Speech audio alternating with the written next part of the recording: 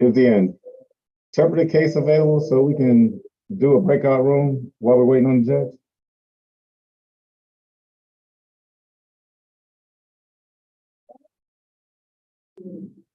Is the interpreter case available so we can?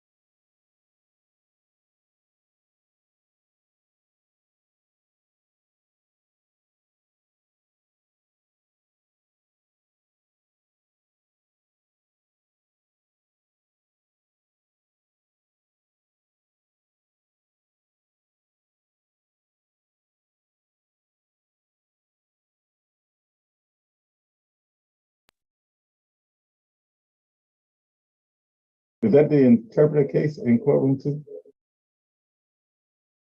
Yes, and he also has a private attorney case as well. I mean, the private attorney is here as well. Also, they might have to do a phone call conversation. Is it okay that we can go ahead and start the breakout? I can put you in the breakout room. That's fine. Thank you. That'd be perfect. And courtroom 3 is gonna go first.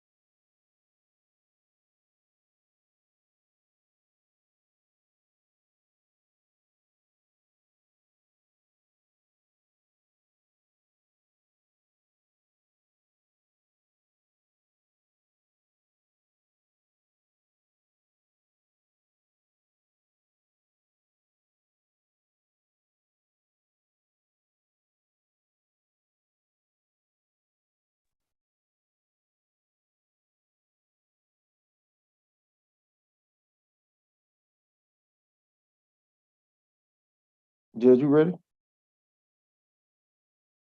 You muted. Yes, we're ready with position number 1. We're ready.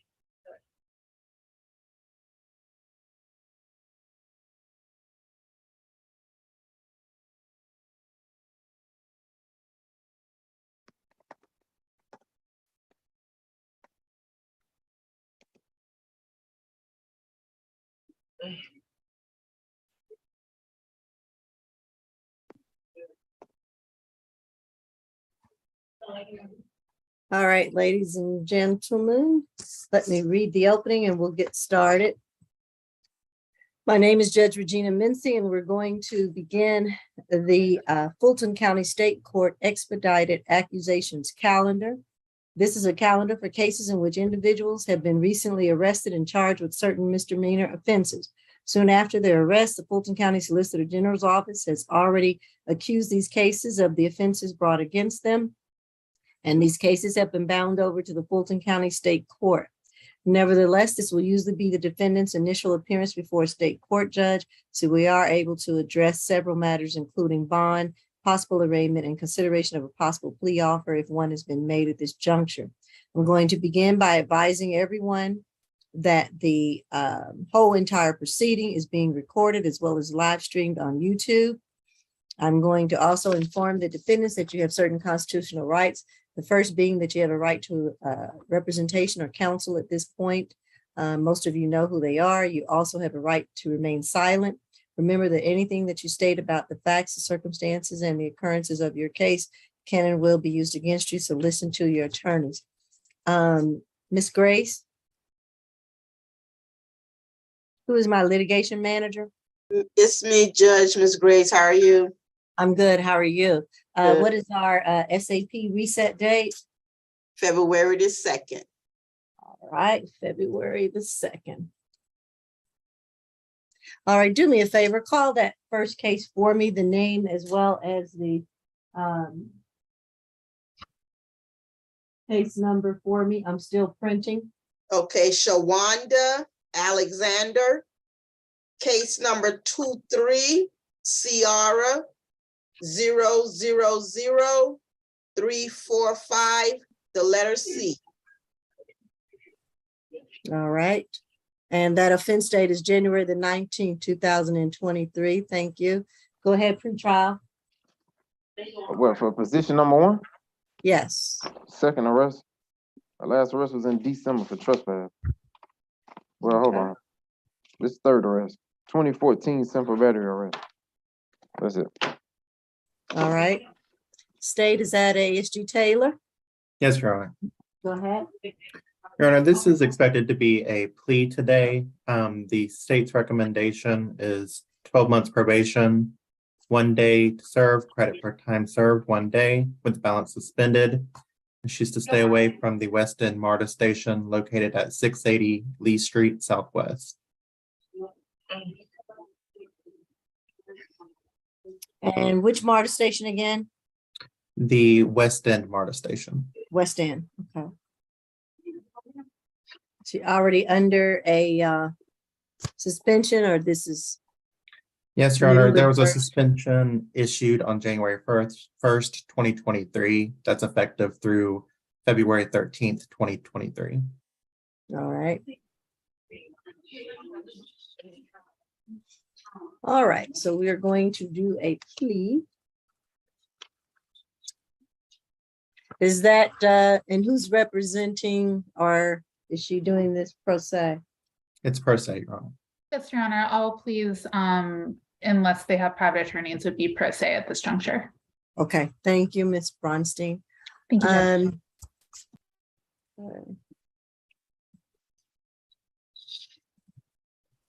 All right, is it Miss Alexander? Miss Alexander? Can you hear me?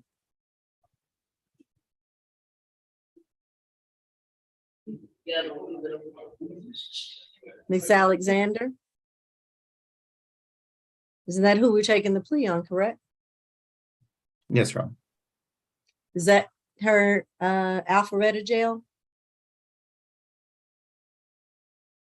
In courtroom 3, I thought.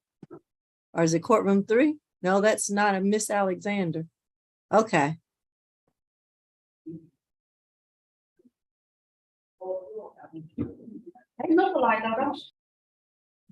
Ma'am, are you Miss Alexander? Yeah. And it is my understanding that you're wanting to take a plea today? Can you hear me? Miss Alexander, do you wish to plead guilty today to 1 count of criminal trespass?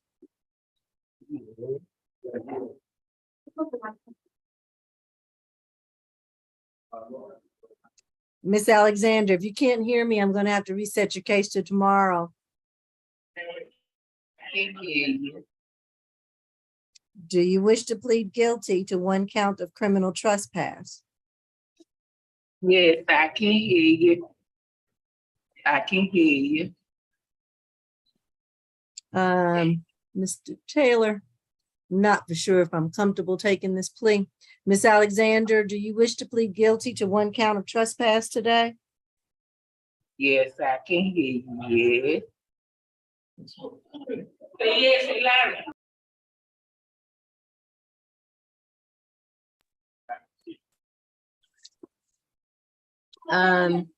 Deputy,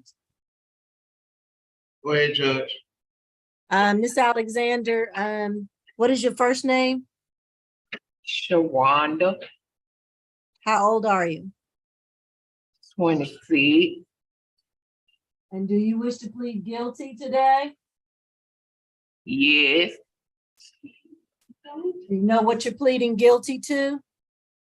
yes, What are you pleading guilty to? because of the criminal trespassing for the West End. Okay, and so if you plead guilty, you're gonna be representing yourself without an attorney. Are you aware of that? Yes, Do you wish to go forward and represent yourself? yes, How old are you? 26. 26?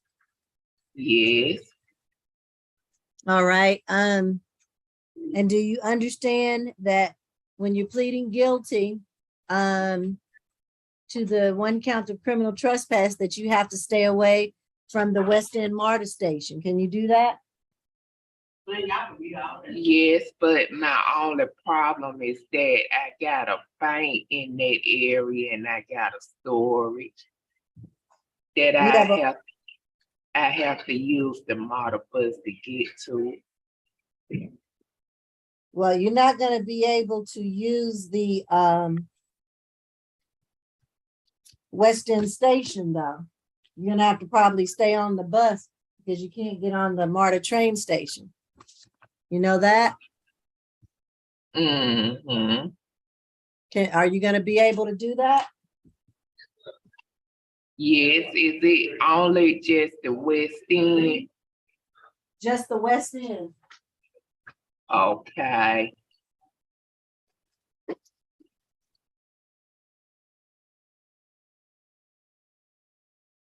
All right, so you're ready to plead to that? You can comply with that? Yes. Okay, can't go to the West End station, okay? Mm-hmm. Okay, if you do, you're gonna be rearrested. Okay. So I'm gonna ask you to raise your right hand for me. Mm-hmm. Your Honor, sorry to interrupt, but we're just going to not prosecute the case because there's some extenuating Okay. circumstances going on here. So Yes. I'll just submit a no price. Thank you, Ian. Thank you so much. Happy Friday. Happy Friday, I know. Thank you. All right, Miss Alexander, you're gonna be free to go, okay? Mm-hmm.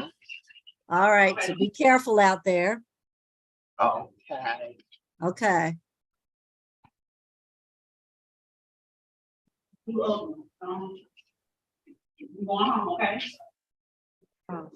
I'm still here. Hold on a second. Come on.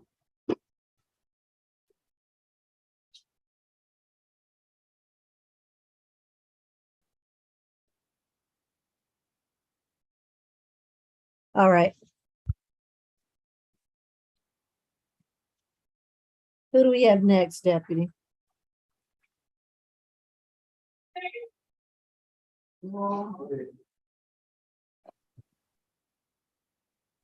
Good afternoon, Judge Mincy. This is Good gonna, afternoon. this is gonna be position number 20. He has a private attorney, Mr. Plata. Okay, Thank you. thank you.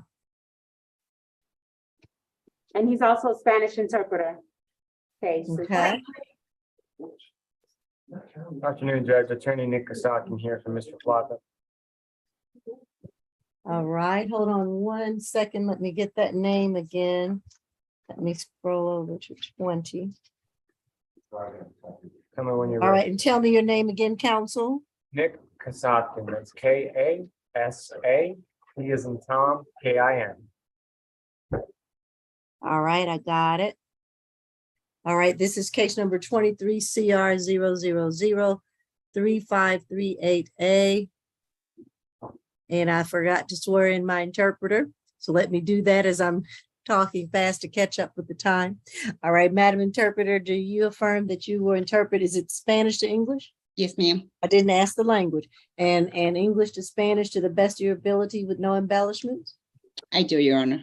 All right, thank you. All right, and this is State versus Juan Antonio Plata Mora, charged with 3 counts of cruelty to children in the third, 1 count of simple battery, and 1 count of battery for a total of 5 charges. The offense date is April 22nd, 2022. Pre-trial? I got first arrest. State, do you see anything different? I do not. We have the Okay. same. Okay. Okay, thank you. My file look a little incomplete, that's why I was asking. All right. And this is your case, ASG Todd. It is, Your Honor. Good afternoon. Good afternoon. The You may defendant, I apologize. Go ahead. On April 22nd of last year, the defendant arrived at the home of Miss Maria Pulido Alvarado to discuss child support for the child that they share. Este es el caso 23-CR00358A. Es del estado de Georgia en contra del señor Juan Antonio Plata Mora. Los cargos son 5 cargos. 3 cargos son de crueldad a menores. Un cargo es de violencia simple y otro cargo o acusación es de violencia. No existe ningún previo arresto. Y lo primero que dice la abogada de la fiscalía es que este es el primer arresto. El señor llegó a la casa de la señora María Pulido Alvarado y empezaron a discutir sobre manutención al hijo que tienen y que comparten los dos. At some point in the conversation, the defendant became upset and hit Miss Alvarado. En un punto de la conversación, el acusado se enojó y pegó a la señora Alvarado. Miss Alvarado's boyfriend, Mr. Juan Gomez Gonzalez, was present at the time and quickly became the focus of the defendant's attack. El novio de la señora es el señor Juan Gómez González, estaba ahí presente y se convirtió en la persona a quien atacaba. The defendant hit Mr. Gonzalez in the face and tackled him to the ground.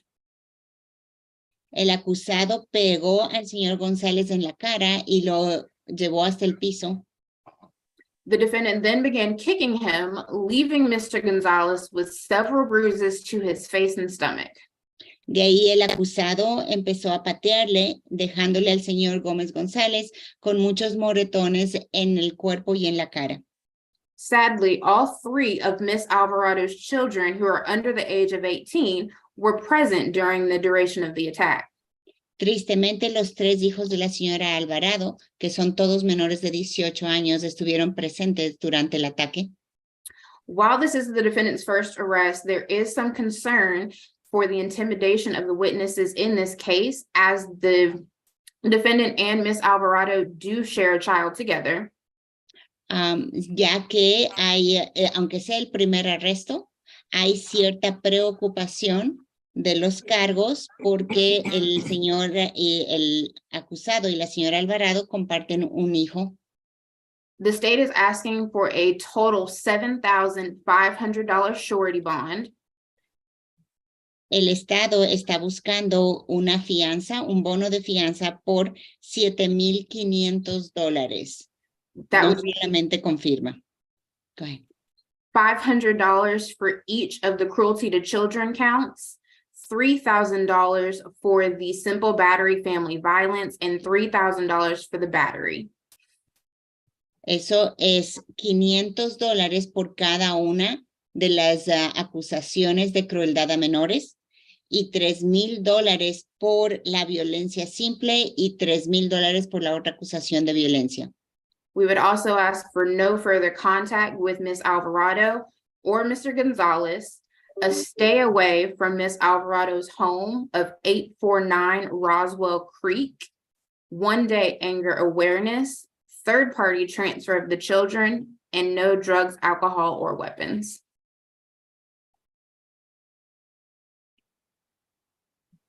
All right. Just a second, Your Honor, please. Mhm. Ms. Todd, can you repeat that, please? There was a stay away, 1-day anger management class, and a third-party transfer of the children. Did I miss anything? No drugs, alcohol, or weapons. Y lo que aparte de esas bonos de fianza, también la fiscalía pide que no se acerque, una orden de no acercarse a la dirección de 849 de Roswell Creek, una clase que dure un día de cómo manejar las iras y y transportación y transferencia del niño, de los niños, por una tercera persona. No drogas, no alcohol y no armas. Nothing further from the state.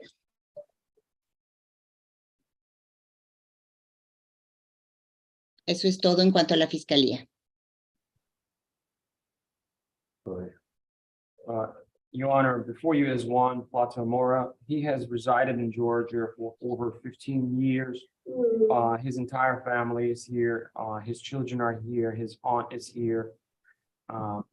He has worked as part of a tree removal service for 3.5 years. It's a dangerous job, but he does it to be able to pay child support. And it's important to keep in mind that he in fact does pay child support. The state does not dispute that. And while the state does make some serious allegations here, it's important to keep in mind that at this point, they're just that, allegations. And that we intend to vigorously defend against these claims and through the proper legal process as we go forward. Also, a very important fact is to keep in mind is that Mr. Juan Platamora actually turned himself in. He drove himself to jail, presented himself for arrest. He's got no priors. And while we don't have any objection to him to having us stay away from Miss Alvarado, when it comes to the children, I think it's important for him to stay an active part of his life, especially since the children are young. He's also a member of his local church here at St. Thomas.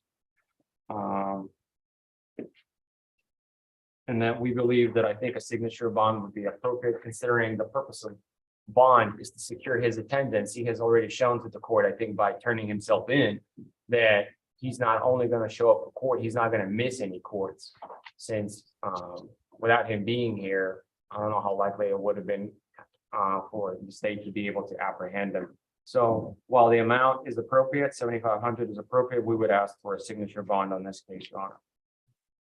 As far as the intimidation is concerned, I think it's appropriately addressed by having us stay away from Ms. Alvarado. Thank you, Your Honor.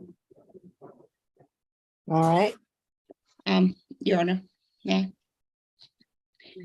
El señor Mora, Plata Mora, esto es lo que dijo su abogado, que usted vive en el estado de Georgia por más de 15 años, tiene familia, incluyendo sus hijos y tías aquí, ha trabajado por más de 3 años para una compañía de árboles y las alegaciones que están haciendo contra usted en estas acusaciones son solamente eso, son alegaciones que pretenden defenderlas todas por completo.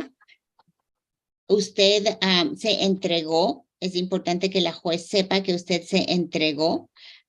No esperó que lo arrestaran ni nada, sino se presentó para que fuese arrestado.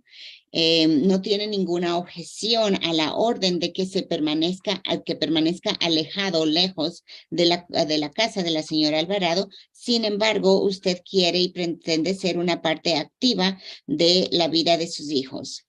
Es un miembro, va a la iglesia de San Tomás y queremos proponer, estamos pidiendo que aunque la cantidad de $7,500 está bien, pero que sea bajo firma nada más la fianza, o sea que usted firma y puede salir. Porque no pensamos que se va a fugar, ya que usted se entregó justamente por estas acusaciones. Aparte de eso, piensa que la orden de permanecer lejos de la casa de la señora, entonces es suficiente como para que no haya ningún tipo de intimidación hacia ella por parte suya. All right. I am going to grant the signature bond. Thank you, Your Honor. Ok, y la juez lo que va a dejarle es, le deja la fianza solamente con su firma, sin poner ningún dinero. I'm going to order that through the jail Y va a ordenar eso por medio de la cárcel, in the amount of $7,500, por los $7,500, which again is $500 on each of the cruelty cases los cuales son $500 en cada una de las acusaciones de crueldad a menores, and $3,000 on the simple battery, $3,000 en la violencia simple, $3,000 on the battery, otros $3,000 en la violencia, and there will be no drugs, alcohol, or weapons while on bond. no drogas, no alcohol y no armas durante todo el periodo de tiempo que se encuentra bajo fianza. Also, I'm going to order that stay away from 849 Roswell Creek Le ordena que permanezca lejos de la 849 Roswell Creek, and I'm going to order if there's visitation with the children, that it be facilitated by a third party. y So that- ordena, go ahead, Go ahead. Leona.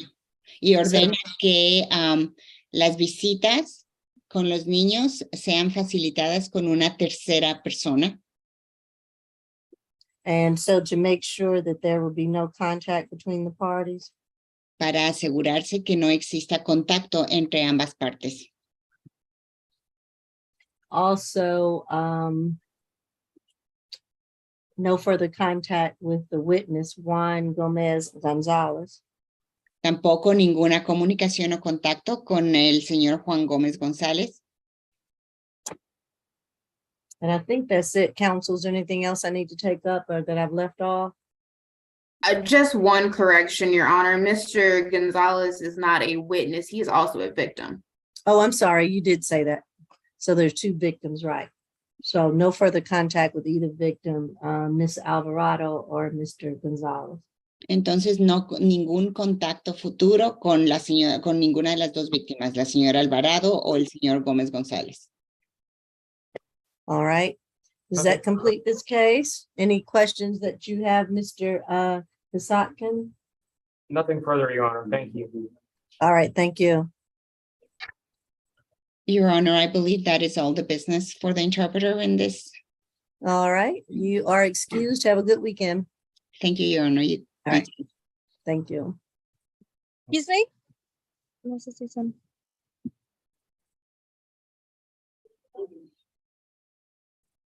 And who do we have, deputies? Position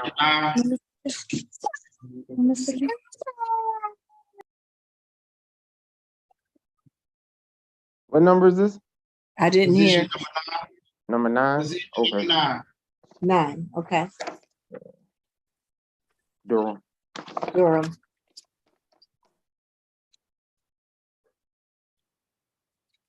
All right, this is 23 CR 000-352G. Mr. Durham, you're charged with 1 count of willful obstruction. Law enforcement officer, the offense date is January the 19th, 2023. Pre-trial? Is this a plea? It's a I don't know. Yeah, Judge, they got, can y'all, you wasn't on when they put it in the chat. But yeah, they got Oh. quite a few pleas today though. They do. Let me check. I'm sorry, I did not look at my chat. I think it was sent before you logged on, so you may not see it. Oh, I don't see anything about please in my chat. You're right, it must have been before. They'll have to let you know with the numbers. Yeah, Your Honor, positions 1, 9, 10, and 14 are pleas. All right, thank you.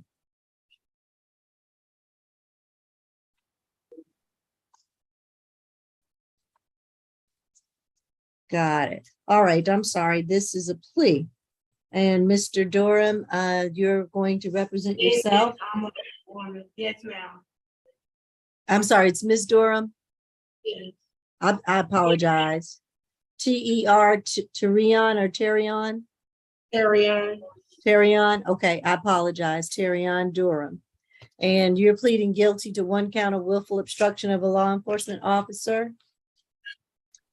Yes, I didn't obstruct any officer. I came home yesterday. Hold and on. This is not your trial.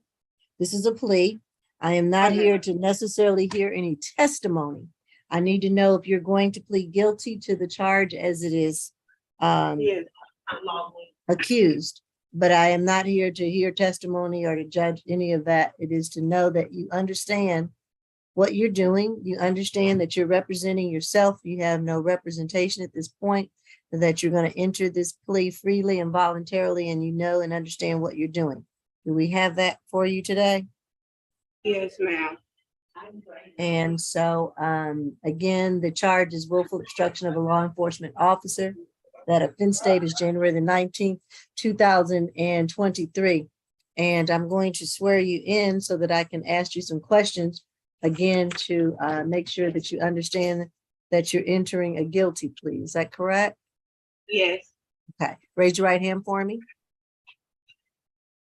Do you affirm that the testimony that you're about to give is the truth and nothing but the truth under the penalty of perjury? Yes. Okay, put your hand down, please. Are you presently under the influence of any medication, drugs, or alcohol at this time? No. And Are I you- wasn't. Okay, no, you're not at this time now. Is that correct? Yes, I wasn't yesterday either. Hold on. I didn't ask you about yesterday. Just answer my question. And that is, at the present, are you not under the influence of any drugs, alcohol, or medication? No. Okay. Do you understand that by pleading guilty, you're giving up or waiving your right to the presumption of innocence? Yes. And do you understand that you're giving up or waiving the right to remain silent and not testify against yourself?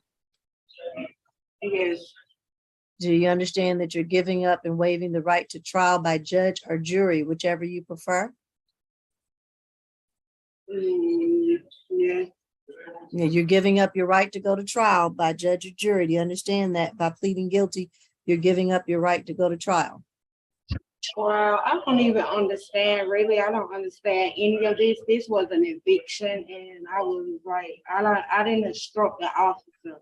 He just put handcuffs on me. I lost everything that I own.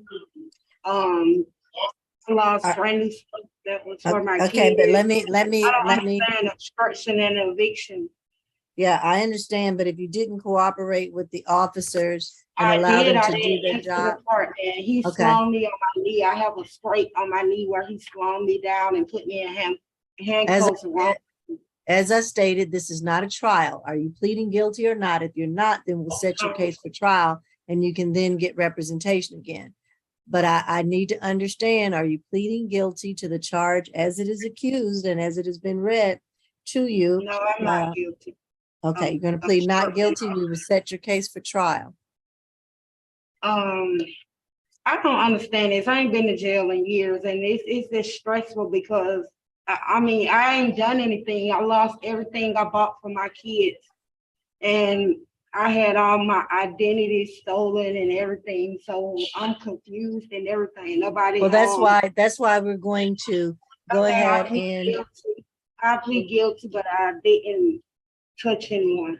Well, I can't take your plea if you have some issues and questions about it, and then you can get your representation back, talk about it, bring you back another day for this. But I will not take a plea if you don't understand. You've been very clear about that, and I cannot take a plea. Everything. I do plead guilty. I came to the apartment yesterday.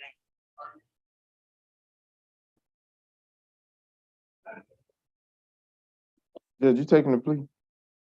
I don't know.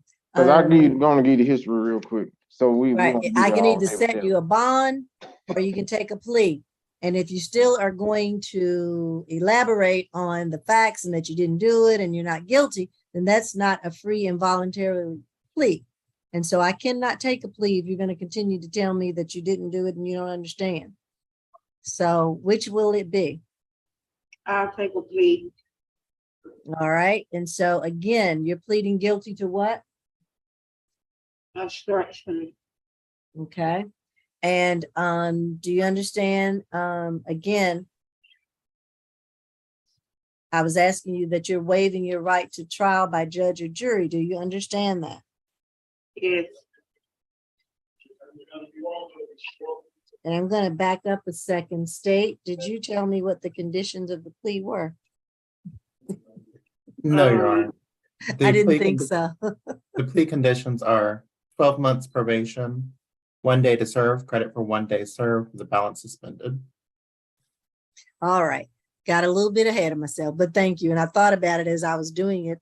What are the terms and conditions? So do you understand that you're getting credit for time served? The balance is suspended with the 12 months probation.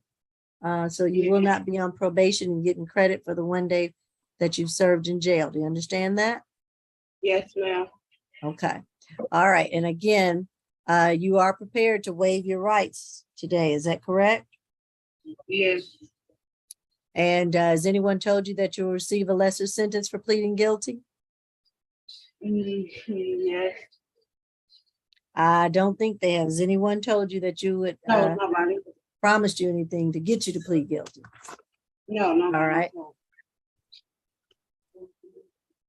And also, do you understand that if you're currently on probation, your probation may be revoked if you plead guilty today, if you're on probation? Yes.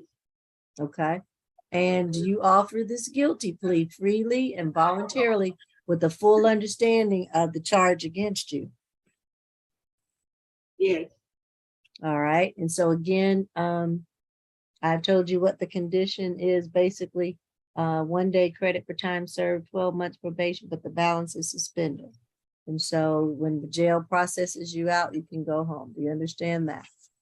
Yes, ma'am. All right, I will accept your guilty plea. And good luck to you. Thank you. All right. Position 19, Mr. Maduve.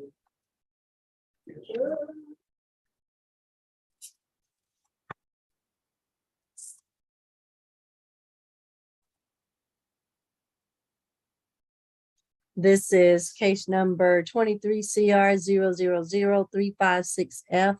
Louis Maduve, you're charged with 1 count of theft by taking. The offense date is October the 22nd, 2020. Pre-trial. His fourth arrest. Last was 2021 DUI. He had a DUI conviction from 2021. And a 2011 misdemeanor possession of marijuana dismissed. So he got an open case and he's on probation. Okay. ASG Todd. Thank you, Your Honor. At the time of the incident, the defendant was working at the Phoenix Assisted Living Facility located at 13943 Highway 9 North. On the day of the incident, the defendant entered the room of Mr. Charles Velotta. Charles, common spelling Velotta is Velotta. While in the room, the two began having a conversation about Mr. Velotta's custom-made wallet. As a former maker of custom wallets, Mr. Velotta was very excited by the fact that the defendant showed an interest in his passion and ended up handing the defendant his wallet so that he could look closer at the custom design on it. Mr. Velotta, trusting the defendant, turned his back for a brief moment, and when he turned back around, the defendant had also turned his back. When the defendant handed him back his wallet, Mr. Velotta immediately noticed that a $5 bill and 2 $1 bills that were in the main pocket of his wallet were missing. He demanded the defendant return the $7, at which point the defendant oddly laughed and returned the money. After the defendant left his room, Mr. Velotta further inspected his wallet and found that the $160 that he had in a separate section of his wallet was also missing. While the defendant does not have an exhausted criminal history nor a documented criminal history for theft, the defendant was and may still be under investigation for a theft that occurred at another assisted living facility. The state is asking that the current bond of $1,000 surety bond stay in place, that the defendant have no further contact with Mr. Velota, that a stay away be ordered of the Phoenix assisted living, and no drugs, alcohol, or weapons while on bond. And so I'm assuming, again, I think you did say this, he was Mr. Medove was a employee of the Phoenix Assisted Living? Yes, Your Honor, he was. Okay. All right. Who's representing, who's from the prosecution? Kim. B.D. Kim? Okay, Yes, thank Your you. Honor. Ms. Moduve is 36 years old, and he has been here in Georgia ever since 2003. So he's been here for about 19 years, and he's gainfully employed. He works at home services as a medical tech. He's been working for the last 2 years. He graduated from high school, and he is a father of 2 children who are 4 and 7-year-old. Your Honor, he has been, we would like to request for signature on bond because there's obviously a lot of misunderstanding for this case. He's presumed to be innocent and he has no criminal histories. We would like to request for signature on bond for this case. Thank you.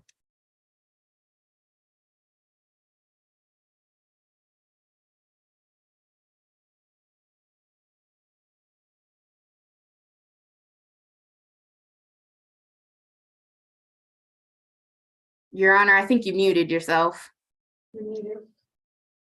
Didn't mean to do that. Thank you. I believe that I stated that I'm going to order a $2,500 signature bond through the jail.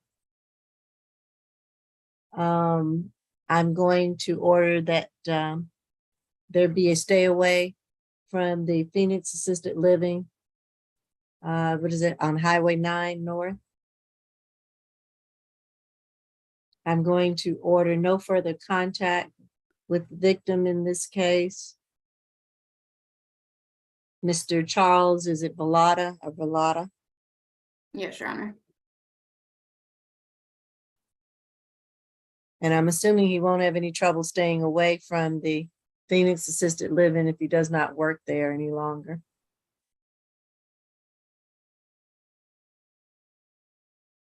I'm going to order no drugs, alcohol, or weapons while on bond.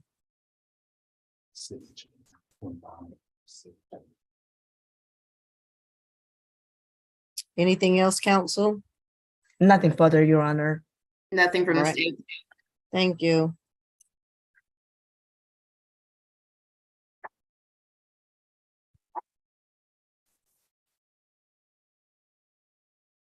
Who's next?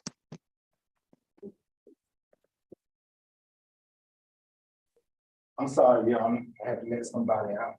Okay, no problem. Position 26, Mr. Williams. Williams. Here.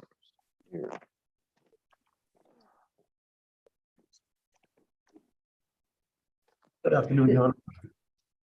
This is case number 23 CR 0000364C. Derek Williams, you're charged with 1 count of battery, substantial physical harm. The offense date is November the 23rd, 2021. Pre-trial. 7 total. Last arrest was 2020 DUI, so bind over.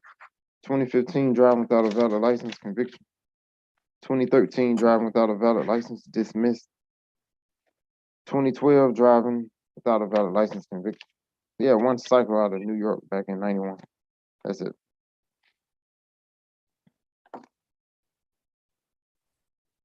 All right. ASG Todd. Thank you, Your Honor. Officers were dispatched to 1102 West Chase Lane on reports of a physical altercation. The defendant's girlfriend had placed a call after witnessing the defendant push Miss Brittany Smith to the ground and wrap his hands around her neck, leaving several bruises on her neck. As pretrial stated, the defendant is a multi-state offender in this case. He has cycle out of New York as well as the cycle out of South Carolina, and his cycles in Georgia as well. We are concerned about intimidation of witness in this case. The victim has already intimated that our office, that she and the defendant are close enough to where she doesn't want him to get into trouble in this case. However, with the seriousness of the offense of him wrapping his hands around her neck, we are asking for a $3,000 surety bond in this case, Your Honor, a no further contact with Miss Brittany Smith, a stay away from the victim's home, which we are not sure of whether it was the incident location or not. 1 day of anger awareness, and no drugs, alcohol, or weapons while on bond. All right. PD Kim? Yes, Your Honor. Mr. Williams is 49 years old, Your Honor, and they do not live together. Brittany Smith is a friend of my client's girlfriend. Your Honor, they live separately. It is completely okay for my client not to have any contact with Brittany Smith. He has no motivation to intimidate her. There's no reason to be together, or we are okay with a stay away. We just don't know her address at all. The incident location was a previous address for my client and her girlfriend is residing. So that's totally different from Brittany Smith's address. And also, Your Honor, my client has 2 years old minor child, who he has to be responsible financially. And he's gainfully employed at William Car Sales as a salesperson. He's been working there for about 2 years. He also has a high school diploma. He's been here in Georgia for 9 years. So we would like to request for one signature bond for this particular crime. And also he's presumed to be innocent, and he is totally okay with no further contact with Brittany Smith. Thanks. Okay. All right, I'm going to order a $3,000 signature bond through the jail. I'm going to order no drugs, alcohol, or weapons while on bond. I'm going to order no further contact with Brittany Smith. And I guess I won't do a stay away since we don't have a location. Could we not put in general terms just a stay away from the victim's home? I guess. Thank you, Your Honor. Yeah, we can say that. Wherever the victim resides or can be found to reside. All right, anything else, counsel? Nothing further. from the state. All right. Next deputies, who we have? Got position 15, Okay, 15-1-5. thank you.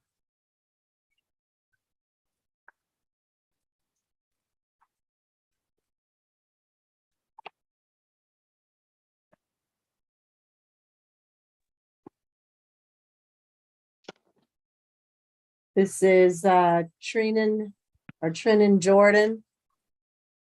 Yes. Sorry if I mispronounced your first name. This is 23 CR 000-359J. The charge of 1 count of battery and the 2nd count of criminal trespass. The offense date is January the 18th, 2023. Pre-trial, 24 total. Last how arrest, many? 24. 24, okay.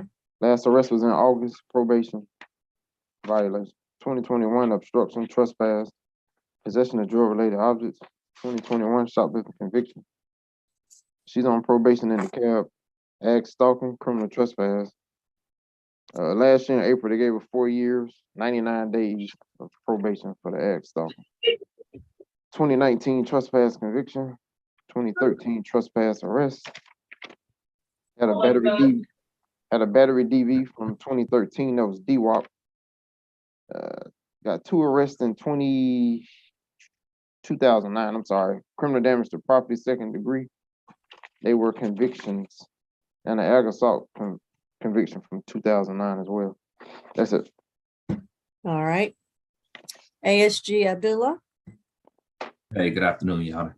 afternoon.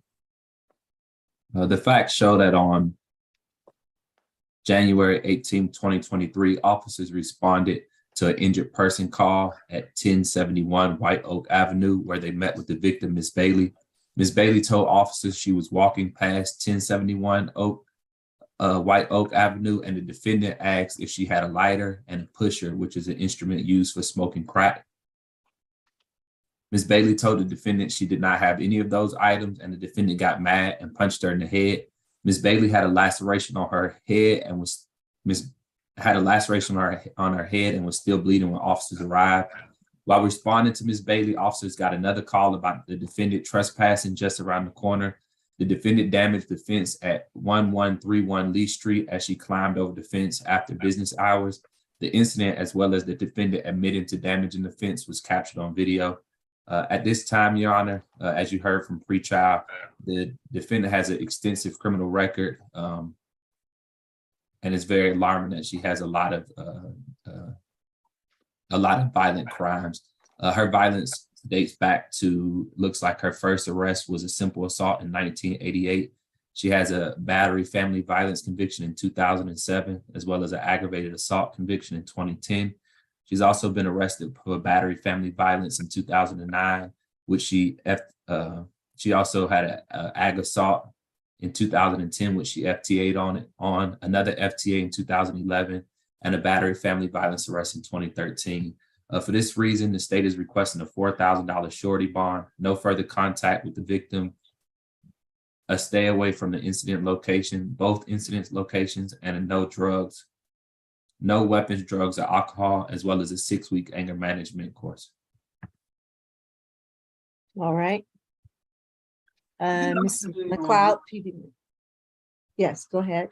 Good afternoon. Miss Jordan, my client, is 44 years old. She is a native of the Atlanta metro area. She tells me that she is the mother of 4 minor children. Unfortunately, they do not live with her because she is homeless, and she is also unemployed and has been unemployed since 2020. She worked. Say that again, your sound went out.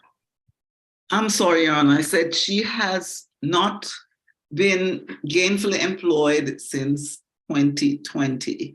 When she last worked, she worked as an arborist with trees, she tells me, but she's currently homeless, Your Honor. Has no place to live and is badly in need of social services assistance. My client has absolutely no money. She's totally indigent. So therefore, whatever bond the court decides to impose, short of a signature bond, she'll be sitting in jail. That is just the reality of her situation, Your Honor. I would ask the court to see if she can get some social services assistance because she's on the street right now. She does deny that she was the one who did that, Your Honor. That's what she tells me. I would ask the court to take her circumstances into consideration and set a bond for her. Nothing further.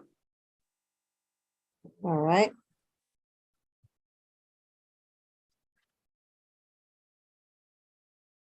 I'm going to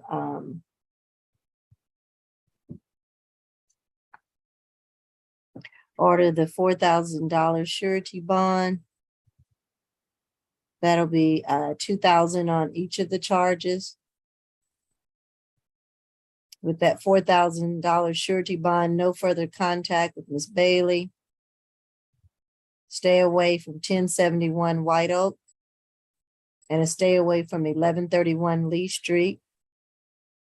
And no drugs, alcohol, or weapons while on bond. Anything else, counsel? Nothing further, Your Honor. All right. Next case. Position 3, Mr. Blue.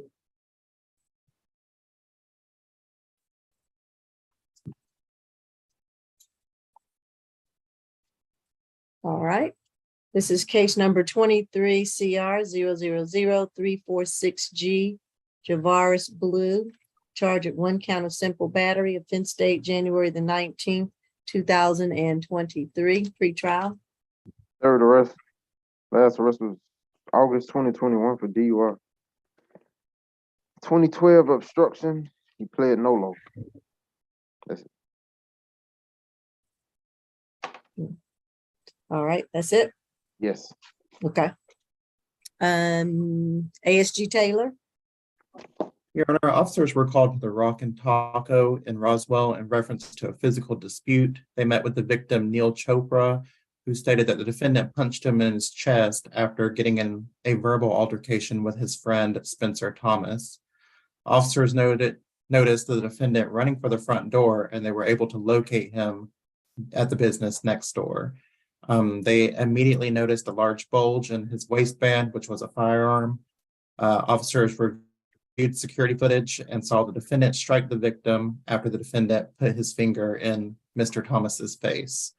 The state would be asking for a $3,000 surety bond, no contact with the victim, Neil Chopra, that's Neil, Chopra is Chopra, as well as Spencer Thomas, that's spelled Spenser. Thomas is common spelling. To stay away from the Rock and Taco, located at 928 Canton Street in Roswell, and to take 1 anger management course. Okay. Your Honor, my client is 33 years old. He is not working at the present moment, although he normally works in security, he tells me. He denies that he struck anyone, Your Honor. What he tells me is that someone was coming towards him in a threatening manner, and he merely put his hand out to stop the person from coming in his face. He did not flee the location or anything, which the prosecution's outline of the case seems to suggest. He just left because he thought it was a good idea at that point to leave, and that is what he did. I noticed mention was made of the fact that he had a firearm. There is no reason why he shouldn't, and that was his firearm, which he had a right to carry. My client has no significant criminal history at all, Your Honor. The only thing that he had is, I believe in 2014, which is a long time ago, almost 10 years ago, and a DUI, which is hardly a violent offense, Your Honor. This was a situation between 2 strangers. This is not anyone that he knows.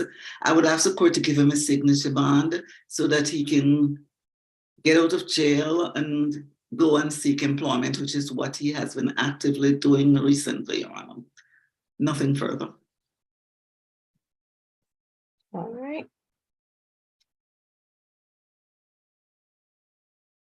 I'm going to order a $3,000 signature bond. I'm going to order that through the jail. I'm going to order no further contact with Neil Chopra and no further contact with Spencer Thomas. I'm going to order a stay away from 928 Canton Street, the Rock and Taco. I'm going to order no drugs, alcohol, or weapons while on bond. And that'll be it for now. Thank you, Your Honor.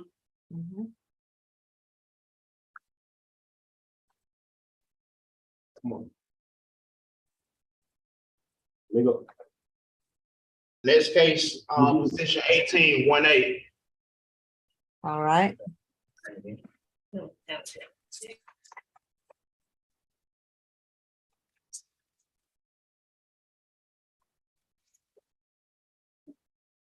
This 23 CR 000370J. Rakia Miller, charged with 1 count of giving false information to a law enforcement officer. 2 counts of that. And the offense date is January 18, 2023. Pre-trial. Last arrest was December 2020 for battery, theft by receiving firearm. That was out of Columbus. That appears to be open. 2020 probation, disorderly conduct, theft by taking conviction. 2019 out of Columbus. I think she got a Columbus hold too. 2019 theft by taking automobile, theft by taking firearm, entering auto, possession of drug-related objects, a sale of marijuana with intent. That might be open as well. 2018 terroristic threats. It was amended to disorderly conduct. 2 counts. That was a conviction out of Muskogee County. And that first cycle was a juvie, so that's all I got. All right. Oh, hold on. Got a 2020 arrest out of Alabama. Public order crime, fugitive from justice. That's it. Okay. All right, ASG Abdullah. Your Honor, the facts show that on January 18, 2023, officers conducted a traffic stop and searched the vehicle that the defendant was in due to the strong odor of marijuana. While searching the car, officers recovered a small amount of marijuana and a stolen 10mm handgun from under the driver's seat.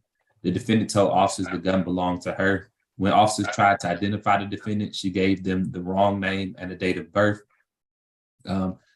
At this time, Your Honor, the state is very concerned because this is the defendant's fourth arrest for theft by receiving. 2 of those were firearm charges. In this particular case, we weren't able to pursue the theft of firearm at this point because we need a little bit more information from the arresting officer. As soon as we get that information, our goal is to transfer this up to the district attorney for felony prosecution. So at this time, as pretrial stated, she is wanted out of Columbus for intimidation. She also had a fugitive status from Alabama. It seems that she's connected in gang activity and that her entire criminal record is made up of theft by taking and theft by receiving, mostly firearms. So this time we're asking for a $3,000 surety bond on each count and no weapons, drugs, or alcohol while she's on probation. All right. PD Kim. Yes, Your Honor, I just want to double check. This is Rakia Miller, am I correct? Your Yes. Honor? Yes. Yes. Rakia Miller is 21 years old, Your Honor. And she is currently not employed. Her employment has been going on for about 6 months. Before that, she worked at Walmart Distribution Center. Because of her financial resources are very tight, she's qualified for public defender's services, and she will be. We will be continuously representing her. Actually, next Monday, she has an interview at Coca-Cola Company. So hopefully she can get released and go to the interview so she can start the job. She really is very, very concerned about her mother right now, who has amputated legs, who's in Emory University, and she has to go back to take care of her. So we would like to request for signature on bond since she has no financial means to pay for any kind of bond at this point.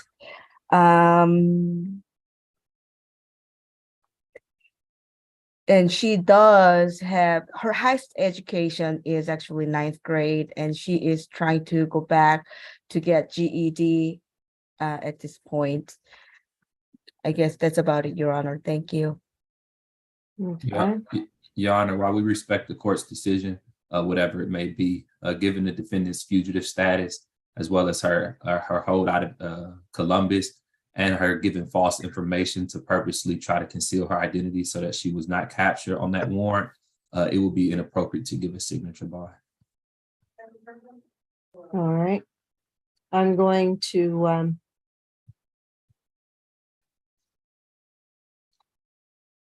order a $6,000 signature bond, $3,000 on each charge. I'm going, and I'm going to order no drugs, alcohol, or weapons while on bond.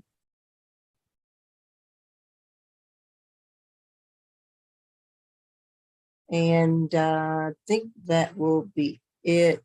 Anything else, council? Was that through the jail or pre-trial? No, it's just, I thought I said six, It did I says say? signature bond, so. Oh, I did not. I'm sorry. I wrote down surety, but I said signature. Okay. Right. So I meant to say 6,000 surety. I apologize. Okay. Yeah. 3,000 on each charge is $6,000 surety bond. And no drugs, alcohol, or weapons. And I think that is it. All right. Anything else, council? Nothing. Nothing further. All right. Deputy, who do we have next? You can go to courtroom 2, Judge. Courtroom 2, okay. Position 6. 6, okay. Campbell.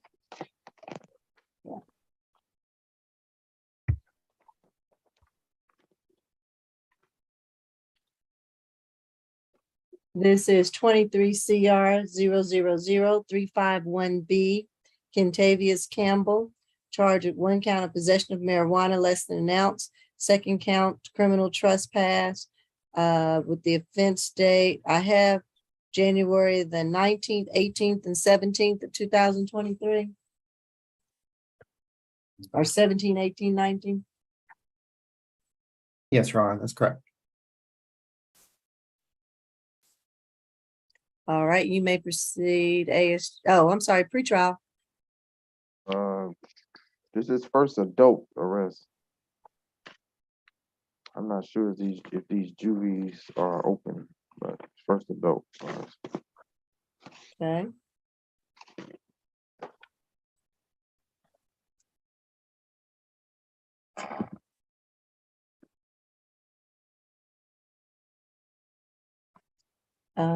ASG Taylor.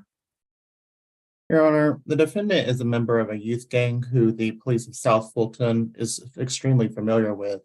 The defendant has been arrested on multiple occasions. I would object. There's no gang charges here, and this is just prejudicial and has no bearing on any of these charges. Your Honor, right, this you. goes into explaining the reason for the criminal trespass charges and why he was initially criminally trespassed from those locations. All right, but I don't have a charge of that. There is a charge for that. So just making you aware. I know you are aware of that, but go ahead. Yes, Your Honor. In the past, he was charged with assault on a law enforcement officer, possession of a firearm during certain felonies, felony obstruction, possession of a sawed-off shotgun or dangerous weapon, possession of a firearm during certain felonies, and entering auto.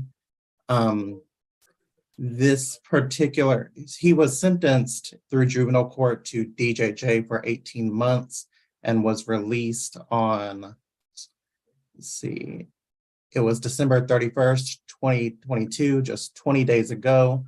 As part of his sentencing conditions, when he was released, he was supposed to stay away from the Camelot condominiums, as well as the Beacon Ridge apartment complex, due to having gang affiliations with those areas. He was required to have an ankle monitor that he was supposed to wear to ensure that he did not go to those locations. On the 19th, he was in a red Toyota Corolla that was speeding down Old National Highway. Officers tried to initiate a stop, but the vehicle began to flee. 2 tires on the left side of the vehicle began to shred and blew off, and it skidded to a halt on Northfield Boulevard. The defendant was actually in the back seat of the vehicle with marijuana on him, in addition to cash. Officers also noted that he was at the location of Beacon Ridge, as well as Camelot condominiums, where he was supposed to stay away. His ankle monitor actually showed that he was there on the 18th as well as the 17th. Your Honor, since he was recently sentenced on very serious charges. He was just released on December 31st with very strict rules not to go to these locations. And the fact that he was, again, at them and, doing the same thing or similar things that he was doing before he was sentenced, they would be asking for a $3,500 cash bond. And that would be $1,500 on both criminal trespasses and $500 on the marijuana charge. Thank you. How many charges do you have? For this case, it's 3 charges. Okay. So there's 2 criminal trespass. That was the 3 dates, the reason for the 3 dates. Okay. I Yes, Your Honor. think they only wrote it up as 2 on the calendar, but I do see the typo there maybe. All right. Ms. Bronstein, are you? Yes, Your Honor. Okay. Mr. Campbell is a 17-year-old 11th grader at Perry Learning Center. He is from Atlanta. Lives with his mom, sister, his brother, his dad, his whole family is here. A $3,500 cash bond is truly tantamount to no bond. And the charges we are here on are 2 criminal trespass charges and a possession of marijuana. That would just, the state would just be holding him. And it appears based on what the state was saying, potentially to, these are the charges he is charged with. These are not felony charges or anything like that. It's criminal trespass, possession of marijuana. We're asking for a signature bond in this case and that he be released to his mother, Yolanda Campbell. I do have her contact information and I'm going to call her after court to update her on what's going on.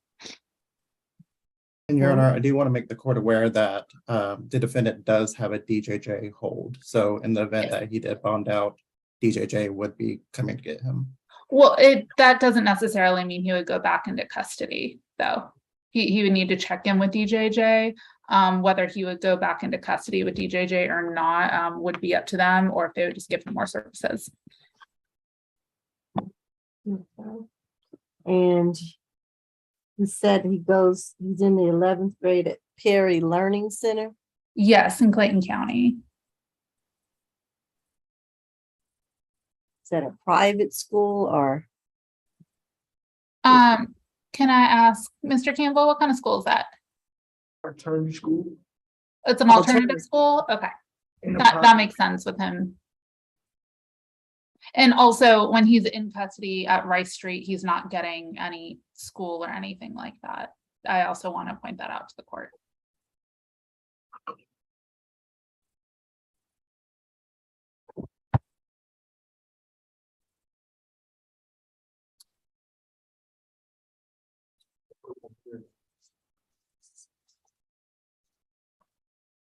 And the mother, you've been in contact with Yolanda Campbell?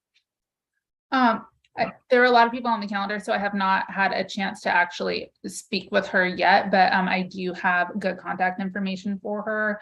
And I was going to call her as soon as court's done. Okay, she will need a utility bill as well. I'm sorry, what'd you say? I said if she's co-signs for him, she will need a utility bill as well. Okay. So what I'm going to do is going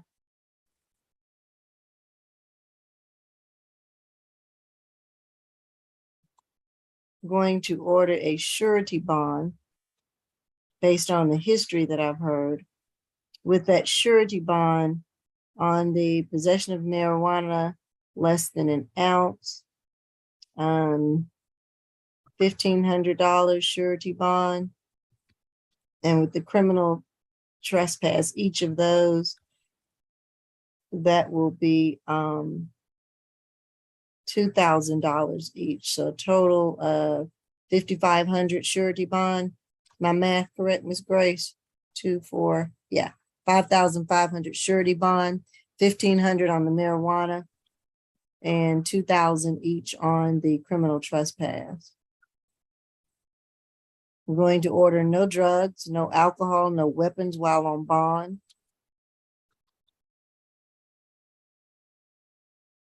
And I guess there's no stay away or anything like that. Is that correct, counsel? Your Honor, we would just ask that he complies with the stayaways from DJJ. Okay, so if there's stayaways from DJJ, just comply with that.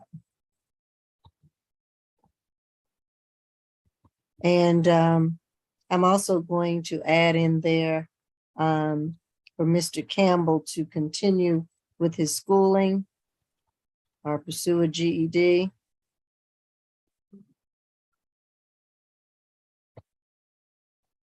And if he gets out on bond, I'm also going to order a curfew from 8 p.m. to 6 a.m.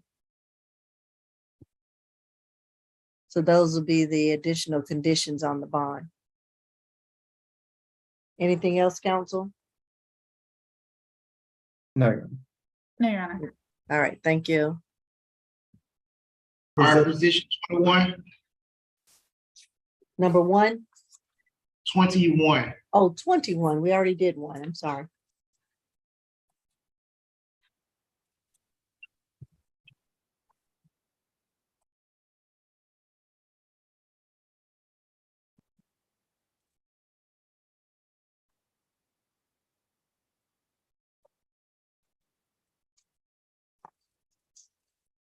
This is Jessica, is it Powell's? Powls? Yes, ma'am. Okay. It's Powell's. I'm sorry, I mispronounced it. How is it pronounced? It is Powell's, Your Honor. Oh, Powell's. Okay, thank you. 23 CR 0000365Y. You charge it 1 count of theft by taking. And the offense date is January the 19th, 2023, pre-trial. 12 total. Last arrest was 2018, battery DV, misdemeanor possession of marijuana. Disposition was not prosecuted. 2014 simple battery criminal trespass arrest.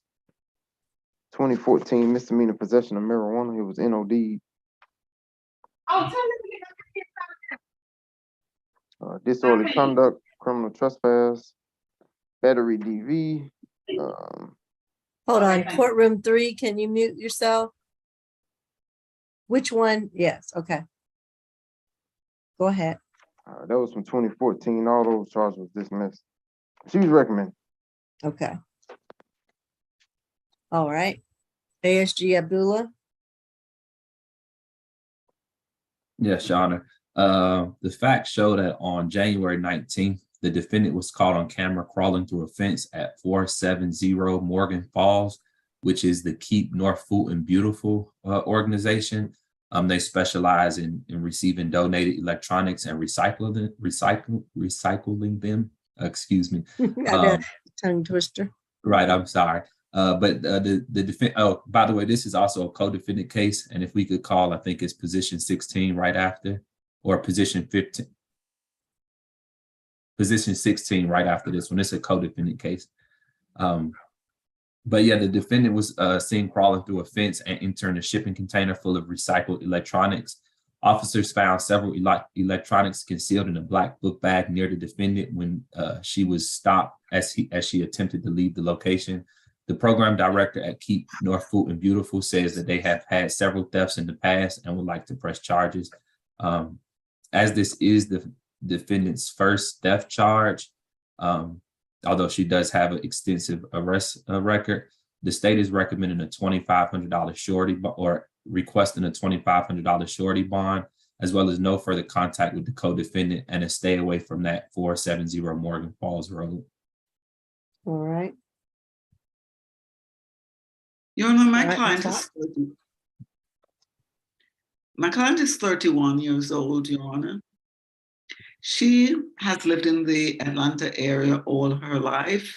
She has graduated from high school. She has a GED. She tells me that she currently has a business where she repairs old electronics and she sells them. And she said the the old computers that she had, the old gadgets that she had, she actually got them out of a dumpster. She thought they were abandoned property. She did not think that they were anything of value to anyone. And that's why she took them. She was hoping she could scavenge them for parts, which is really what she does. She tells me that she has a whole lot of medical bills for her mom, who is in hospital, sort of in hospice conditions right now, and she is solely responsible for that.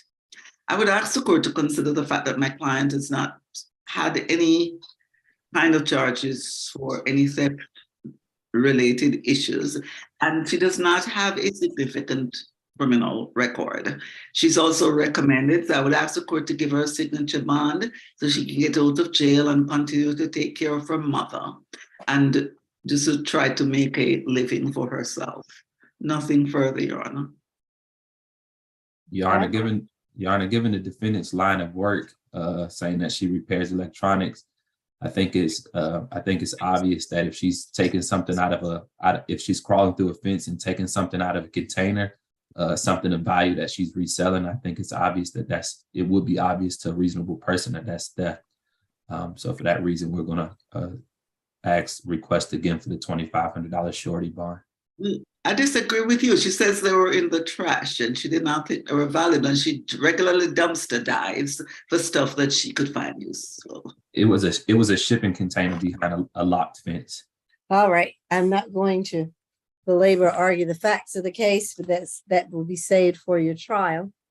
But as far as determining factors for bond, listening to her history and things of that nature, and she's recommended, so I'm going to give her a signature bond, and I'm going to make that $3,500 signature bond through pretrial. I'm going to order no drugs, alcohol, or weapons while on bond. Going to order stay away from 470 Morgan Falls. Please do not go back to the Keep Norfolk and Beautiful location, or any dumpsters or anything around that property that belong to them. Do not go there. Also, I'm going to order no further contact with the co-defendant in this case. And that looks like a Joshua Klonitzy or something similar to that. Is that who co-defendant is in position 16? Yes. Yes, Your Honor. Okay. So let's have no further contact with him while you're on bond, Ms. Piles. All right. Your Honor. Anything else, counsel? Yes, Your Honor. Respectfully, Your Honor, they are in relationships and they live together. So we would like to request for no further violent contact, Your Honor. All right, I will change it to no further violent contact. Thanks, Your Honor. Thank you, Your Honor. All right, that'll conclude this. Can we get position 16, deputy? Yes, ma'am. He's sitting in front of me. Oh, good. Okay. All right. Your Honor, my business before the court is now concluded. May I be excused? Yes, you may. Have a good weekend. You too. You too, Thank Judge. you. All right, this is 23 CR 000-360Y. Joshua, and I cannot pronounce the last name, so I don't want to mispronounce it too bad. How do you pronounce it? Konechny. Konechny. Okay. You're charged with one count of theft by taking. The offense date is January the 19th, 2023. Pre-trial. It's his 8th arrest. All of his history come out of Pennsylvania. 2016 probation, 2012 probation. He was pled guilty to theft by unlawful taking, and that was from 2011. He got a theft of leased property conviction from 2011 as well. See a burglary, criminal mischief. Those charges were dismissed from 2011. 2009 criminal mischief, conspiracy. That was charged was dismissed. And I see a simple assault and harassment from 07. And those were dismissed. Okay. They recommend him too, just so you know. And you said he's recommended. I didn't hear you. Yeah, that's what the bond assessment said. Okay. All right. ASG Abdullah.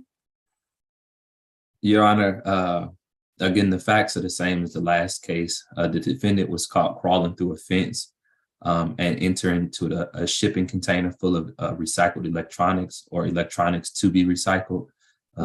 Officers found several electronics concealed in a black bag near the defendants as they attempted to leave the location. And the program director says that they've had several thefts in the past. Given the defendant's history of theft, again, there's a theft of leased property in 2011, unlawful taking conviction in 2011 as well, receiving stolen property arrest in 2011, and device fraud in 2011, as well as several burglaries. The state is requesting a $3,500 surety bond. I know we addressed this in the last case, but the state will also request no further contact with the co-defendant. As we heard in the last case, they seem to be in the line of work of taking these electronics and fixing them and selling them. Like I said, given his history of theft, it seems as if they have conspired this plan and it's not a legitimate business.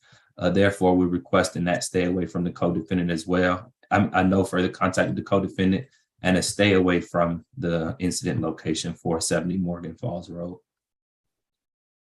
All right.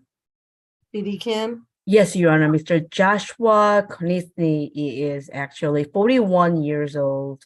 And please, those theft charges are more than a decade ago, and all the other was actually dismissed.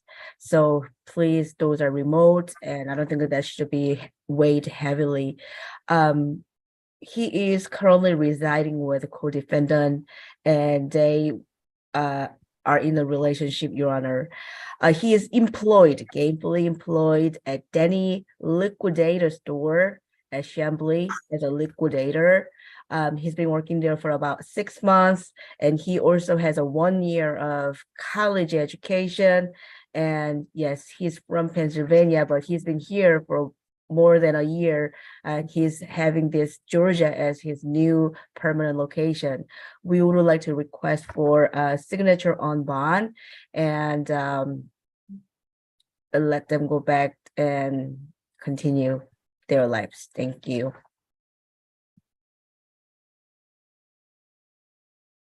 All right, I will order the $3,500 surety bond. I'm sorry, signature bond through pretrial. 3,500 signature bond through pretrial. I'm going to order stay away from the incident location, the 470 Morgan Falls, I don't know, road or drive. Road. I'm going to also order no further violent contact with the co-defendant, Ms. Prowse. No drugs, alcohol, or weapons while on bond. And that should be it, unless council has anything else. Nothing further, Your Honor. Nothing Okay. further from state. Okay.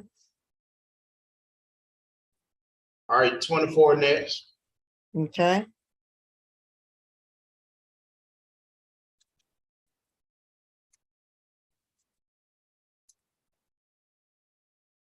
What's up, man?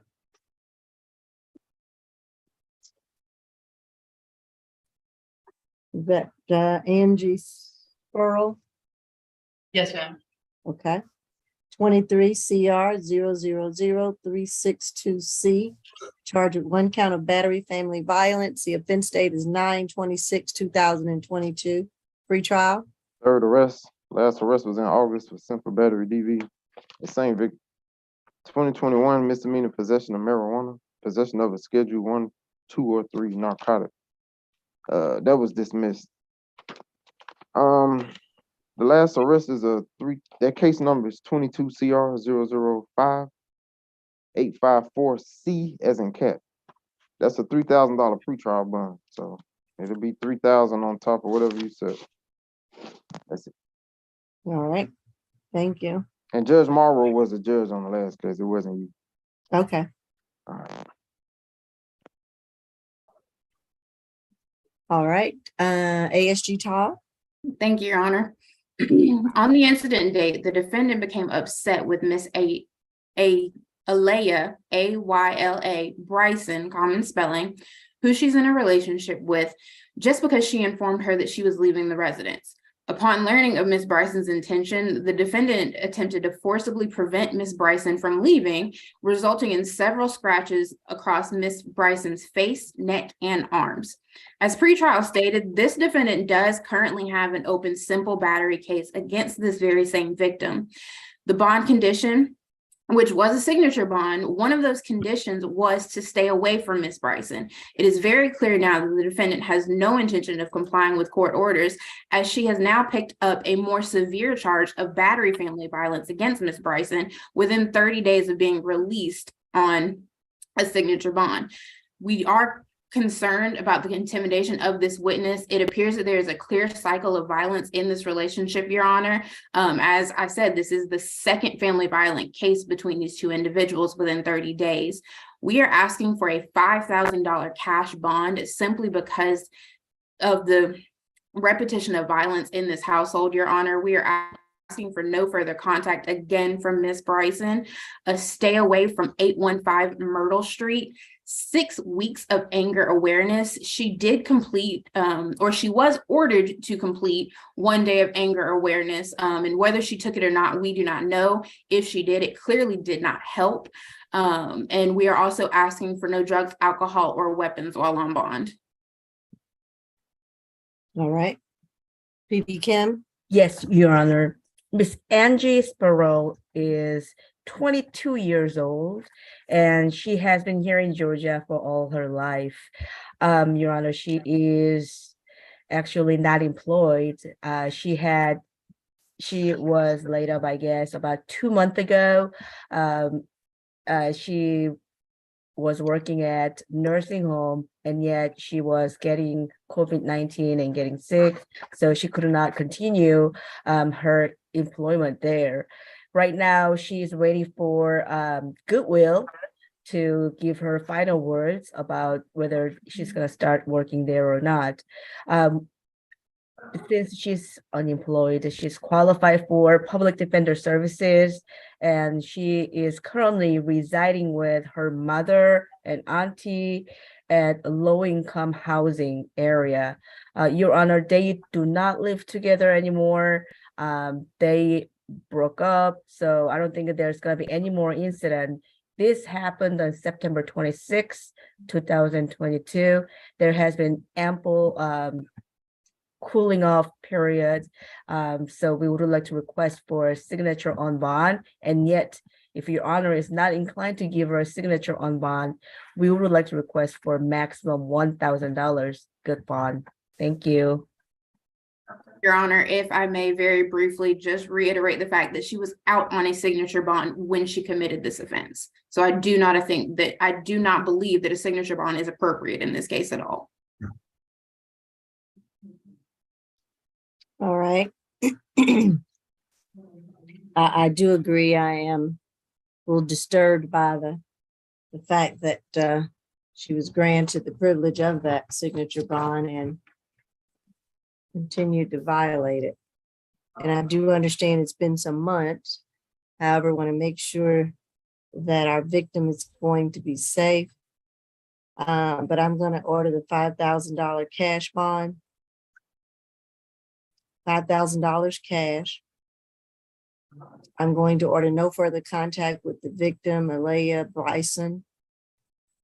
I'm going to order that stay away from 815 Myrtle Street. No drugs, alcohol, or weapons while on bond. And that's all I order at this time. Your Honor, respectfully, I would like to request for stay away to be lifted up because 815 Myrtle Street is I think that's where she is residing with her mother and auntie. Okay, and Miss Bryson doesn't reside there? Not anymore, Your Honor. Your Honor, I would object to removing that stay away order. We have not had the opportunity to speak with Miss Bryson, so we cannot confirm whether she lives there or not. I will allow a police escort, law enforcement escort, to go back to that property, if and when, Ms. Sparrow gets out on bond. I'm going to order that stay away from Myrtle Street, Miss Grace, I'm sorry, conditional upon her returning with law enforcement to confirm whether or not, Ms. Bryson still resides there. And if law enforcement in the report that they make on this escort determines that, they need to document. And then she can reside there with her parents or her mother and grandmother, as long as law enforcement verifies and documents that Ms. Bryson does not reside there anymore. I don't know, you can speak to her, Ms. Kim, she's raising her hand, unless she's gonna tell me about whether Ms. Bryson lives there or not. That's about all, or any questions on the conditions. I strongly recommend you to stay silent because you don't want to incriminate your case. So please stay silent.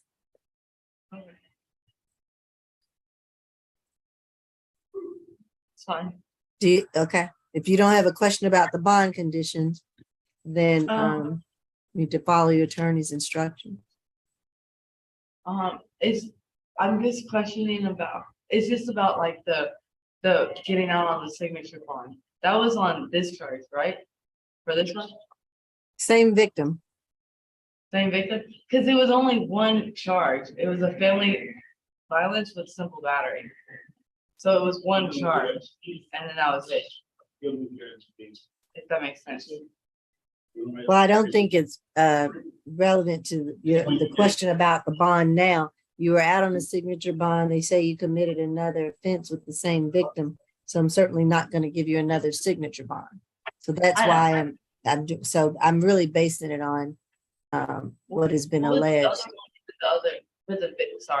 With the victim, what was the other charge I got? Because my last charge was the one that was the simple battery and the family violence one. That was one charge. This one, going forward, I haven't got it in any trouble. This one is not simple battery. This one is just battery. Oh, full battery. So, right. You said 5,000 cash, right? Yes, 5,000 cash. All right, you can ask your attorney some other questions if you need after court. She will answer your questions later about your charges. All right, next, deputies. Position 22 at the Alpharetta Jail. Okay. 22 at the Alpharetta Jail. Emily, I'm sorry. Who was speaking? Oh, that was me. I was saying first arrest. Oh, first arrest. All right, thank you. This is case number 23 CR 000367G. Is it Emily? Can you pronounce your last name for me? Rocky. I'm sorry? Rocky. Rocky, okay. All right, the charge is battery, family violence. The offense date is September the 25th, 2021. And I understand it's her first arrest. ASG Todd. Thank you, Your Honor. Officers were called to 240 North Highland Avenue on reports of domestic dispute. Upon arrival, officers spoke with Mr. Sterling Russell, both common spelling, who stated that the defendant arrived at his home to pick up their child. When the defendant denied her entry into his apartment, she forced her way in anyway, hitting Mr. Russell with the door, leaving him with lacerations and bruises to his left foot. Mr. Sterling also reported that the defendant, as she walked in, turned and bit him, leaving bite marks on his shoulder, which were visible to officers when they arrived. Pretrial stated that this was her first arrest. However, we do have confirmation of an arrest related to a failure to appear for a traffic citation. It was listed under a different name of Emily Simmons. which we were able to confirm via a previous police report involving this same Mr. Russell, is another name known for for the defendant. That we are concerned as to the intimidation of this witness in this case. They do share a child together, this putting the defendant in a position to potentially improperly influence Mr. Russell. We are also concerned to a degree with her ties to the community. At the time of the incident, the defendant made mention of the fact that she was taking the child and going back to North Carolina, which leads the state to believe that she has stronger ties to the community of North Carolina and could be a potential flight risk. The state is asking for a $3,000 surety bond, no further contact with Mr. Russell, a stay away from his home at 240 North Highland Avenue, 1-day anger awareness, third-party transfer of their child, and no drugs, alcohol, or weapons while on bond. All right. PD Kim? Yes, Your Honor. Miss Emily is actually, this incident actually happened on 2021, Your Honor, a very long time ago. And my client can actually verify that she was not even here at Georgia. She was already in North Carolina with her parents, and which is only 3 hours away. So she can come, drive back here to go to court. It's not a big, huge difficulties to comply with the court order. Your Honor, she has a bachelor's degree for communication. She has worked in the financial services industry for a long time. She has a life insurance license. Right now, she has not been employed because she's preparing to get a license for another financial area. So she does not have any income at this point. So we would like to request for signature on bond. She's a single mom of 4 years old, and Mr. Sterling Russell and my client are having a really good relationship now, a long distance relationship, and yet they are trying to get back together. Indeed, she stays 1 week per month here at Georgia with Mr. Sterling Russell, and the child is almost here, and she's planning to move back to stay with Mr. Russell and a child. So we would like to request for no further violent contact, Your Honor. Thank you very much. And you stated that the child is how old again? 4 years old, Your Honor. 4. Okay, 4.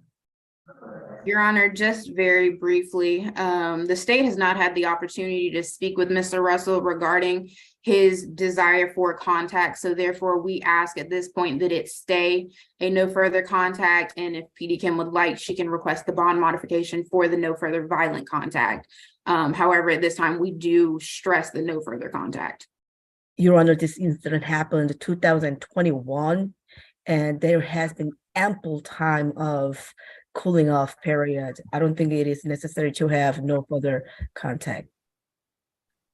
While that may be true, again, we have not had the opportunity to speak with, excuse me, with Mr. Sterling to verify the status of whether or not they have a symbiotic relationship or not. So we do, again, still push for the no further contact. I am a little curious, PD Kim, if you would allow me or you to ask that one question of the defendant, if she is seeing her child or has had contact since 2021. Yes. All right. And I'm actually gonna call Mr. I couldn't contact him before the court, but let me try again. Hopefully he can answer the phone. Ms. Rocky, can you answer that? Are you having contact with your son and Mr. Sterling? Yes, Your Honor. Yes, Your Honor. When's the last time you saw your son or visited with your son? Last Friday. Okay. So you do come back for a week in Georgia to visit and Yes, are Your Honor. co-parenting with Mr. Sterling? Yes, I mean, Your Mr. Russell. Mhm. Yes, Your Honor. Okay. Don't worry, Ms. Kim. We have a lot of cases. I won't hold for that. Thank you.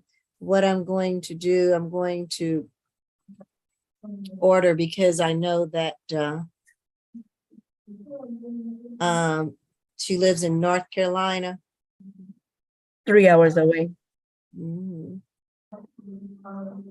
I'm going to order a $5,000 signature bond through pretrial per judge. And pretrial, will she just be able to call in to report in for once a month, or how would that go? She should, but I mean, you can do it through the jail if you want to be safe, I guess. She lives 3 hours away. Maybe I'll just change it to the jail then. Your Honor, as this is a family violence case where injuries are alleged, we would object to going through the jail. We object to it being a signature bond, but strongly object to it being through the jail. We do ask that she be required to report. As long as pretrial can assure me she can report by phone. PD Kim even stated herself that it would be no problem for her to come back to the state of Georgia. So I think that the requirement for her to be in person is not too much of a hindrance. PD Kim has already admitted that it shouldn't be. Okay. I guess you could try to arrange it for the weeks that she's back visiting with her son. Okay. However, pretrial wants to do that, or she can make them aware of what her schedule is to report in and how they want her to report. But I will continue it then, signature bond, 5,000 signature bond through pretrial per judge.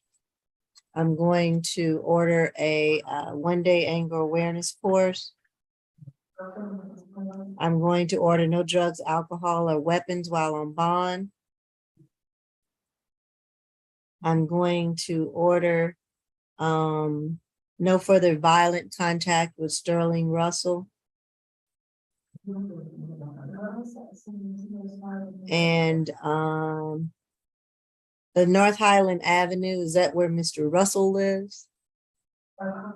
As we know it to this day, yes, that was his home address, not hers. We cannot confirm. Again, we have not spoken to him. We are not 100% sure if that remains his address. Miss Rocky, is that the address where you visit your son? No, ma'am. Actually, it's in Decula, Georgia now. Oh, okay. So, Well, I won't order the stay away. That may have been the incident address 2 years ago, but it sounds like it's not his present address. But I've ordered no further violent contact. So as long as the violence ceases, then I will allow you to see your child, but no further violent contact with Mr. Russell. thank you, Your Honor. All right. That should conclude it. Anything else, counsel? Nothing further, Your Honor. Nothing from the state. Position 4 and 5, Mr. Braggs. Okay.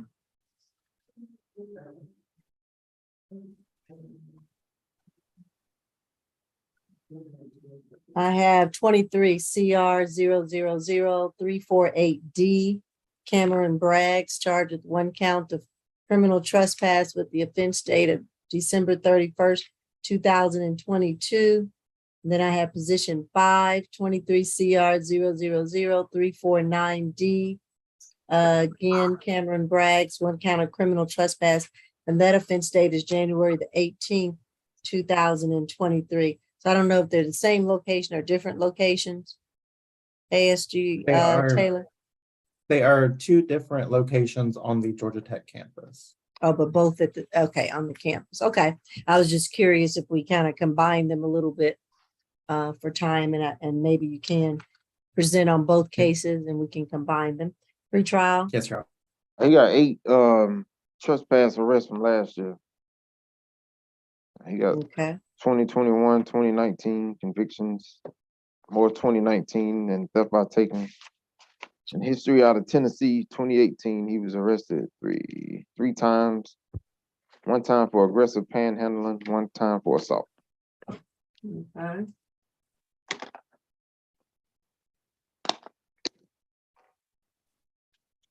That's it.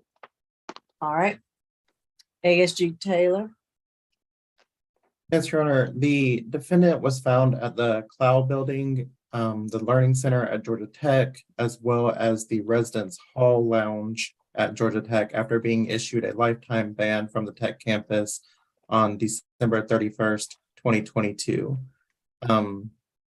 Given that he does have previous criminal trespass charges, we would be asking for a $2,000 surety bond. The state would be willing to do $1,000 on each case and to continue to stay away from the Georgia Tech campus. Okay. Ms. Bronstein? Thank you, Your Honor. Mr. Braggs is 26 years old. He is originally from California, but he moved over to the Southeast with his family back in 2005. So he's been a resident of the area of the Southeast for quite a while. He does not have any money, any means. He does qualify for the public defender's office, and we will continue to represent him on both of these cases. He is requesting that the court consider a signature bond in this case. Okay. He's how old? 26. And we're sure he does not attend Georgia Tech, correct? That is my understanding. We can double check, but that's my understanding that he does not attend Georgia Tech. Okay. All And right. Your Honor, just to go ahead. Sorry, I didn't mean to interrupt. Just to illustrate how frequent this trespass on Georgia Tech is. He had a trespass from Georgia Tech on January 2022. Trespass from Georgia Tech on February 2022. Trespass from Georgia Tech on March 2022. He had another trespass on basically 422, 522, 622, 822 was Georgia Tech again, and then 922. So this is a reoccurring thing, and especially at Georgia Tech. Is it a certain building or just different places on the campus, or can you tell? It seemed, I mean, based off of these two cases, it's different locations, but he's been issued a lifetime ban from the whole campus, so he's not supposed to be there, period. Okay. All right, what I'll do is, since the state is saying that you all will agree to 1,000 on each, is that correct, Mr. Taylor? Yes, Your Honor. All right, so I'll do the $1,000 surety bond on each of the trespassing charges. 1,000 on case number 4, 1,000 on case number 5. With each of those surety bonds, no drugs, alcohol, or weapons while on bond. And continue that stay away. Actually, he has a lifetime ban from Georgia Tech. So if you go to Georgia Tech, you'll be rearrested immediately, Mr. Braggs. You need to stay away from there. It looks like forever. And that stay away from the whole Georgia Tech campus, which is probably pretty wide and vast, but you need to find out and figure out what that is to stay away. And I guess that's it. Anything else, counsel? No, Your Honor. Okay. All right, that'll conclude this case. Position 7, Mr. Crawford.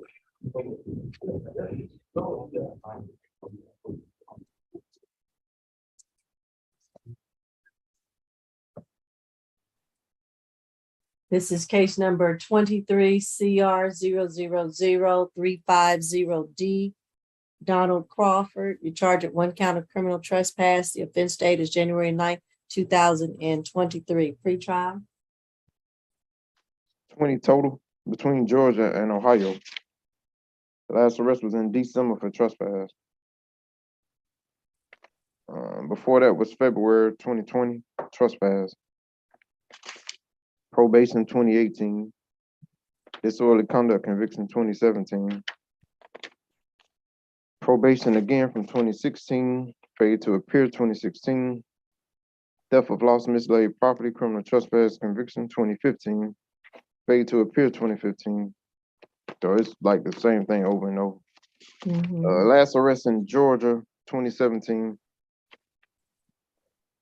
Falsification conviction and possession of open flask conviction. That's it. Okay. ASG Taylor. Your Honor, officers respond to a criminal trespass call on January 19th, 2023, and identified the defendant sleeping in a tent on the property. Previously, officers were advised by the victim, Terica Kindred, that the defendant was given a criminal trespass warning on March 10th, 2022, and was ordering him to get off of her property, which was a open lot. The victim did agree to give the defendant 3 days to get off her property. He did enter again on December 23rd, 2022, and was arrested, and he was back there again last night. The state would be asking for a $1,500 surety bond to stay away from the location that he criminally trespassed on, which is 985 Howell Place, Southwest, and to have no contact with the victim, Terica Kindred. That's Terica. Kindred is Kindred. Thank you. And you're saying Howell or Powell? Howell with a H. With an H, okay. All right, Ms. Bronstein. Thank you, Your Honor. Mr. Crawford is 42 years old. I did notice the address that Odyssey has is not the current address. Should I give that on the record, type that in the chat? How should I? Put it in the chat. Okay. So I'll put that in the chat when we're done. He is originally from Ohio, but he moved to Tennessee quite a while ago, over a decade. He works, however, he does travel to Atlanta very frequently. He works in urban farming and informed me that Atlanta is the premier city for urban farming, and he's been coming here 10 years for work. He has clients and friends here, and he's very frequently here. It's not like he doesn't have any ties to the community. He certainly does. He has 4 children, ages 15, 14, 10, and 9, and he does have some college education. As far as this situation goes, it's my understanding from Mr. Crawford that there is actually some civil litigation regarding who can and cannot be on the property.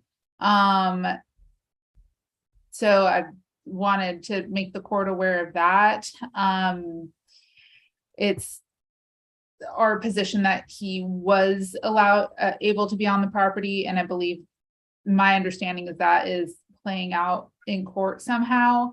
We are requesting a signature bond in this case. He informed me that he cannot make any bond, so otherwise he would be stuck in jail for the foreseeable future. And he does qualify. We'll continue to represent him going forward. Okay. Hold on 1 second.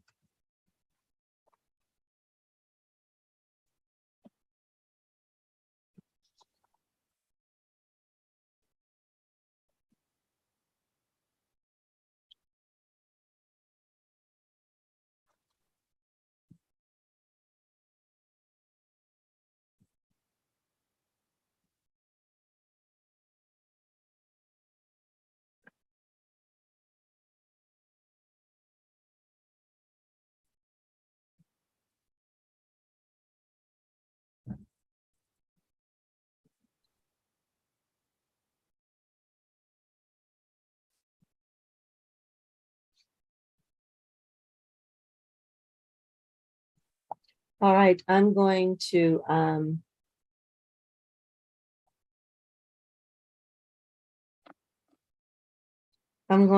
order a $1,000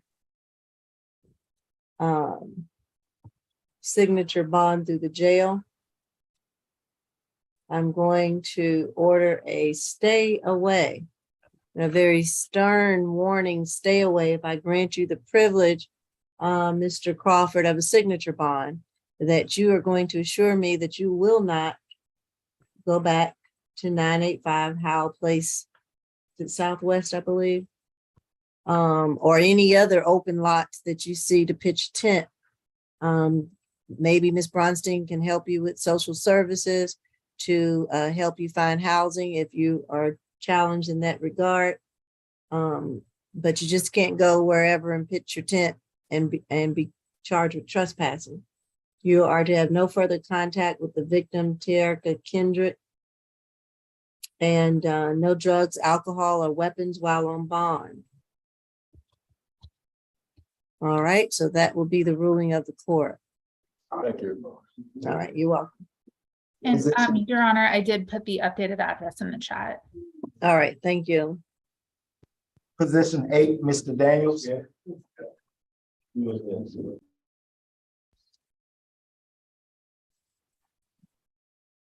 This is 23 CR 0003688, Demetrius Daniels. You're charged with 1 count of battery family violence.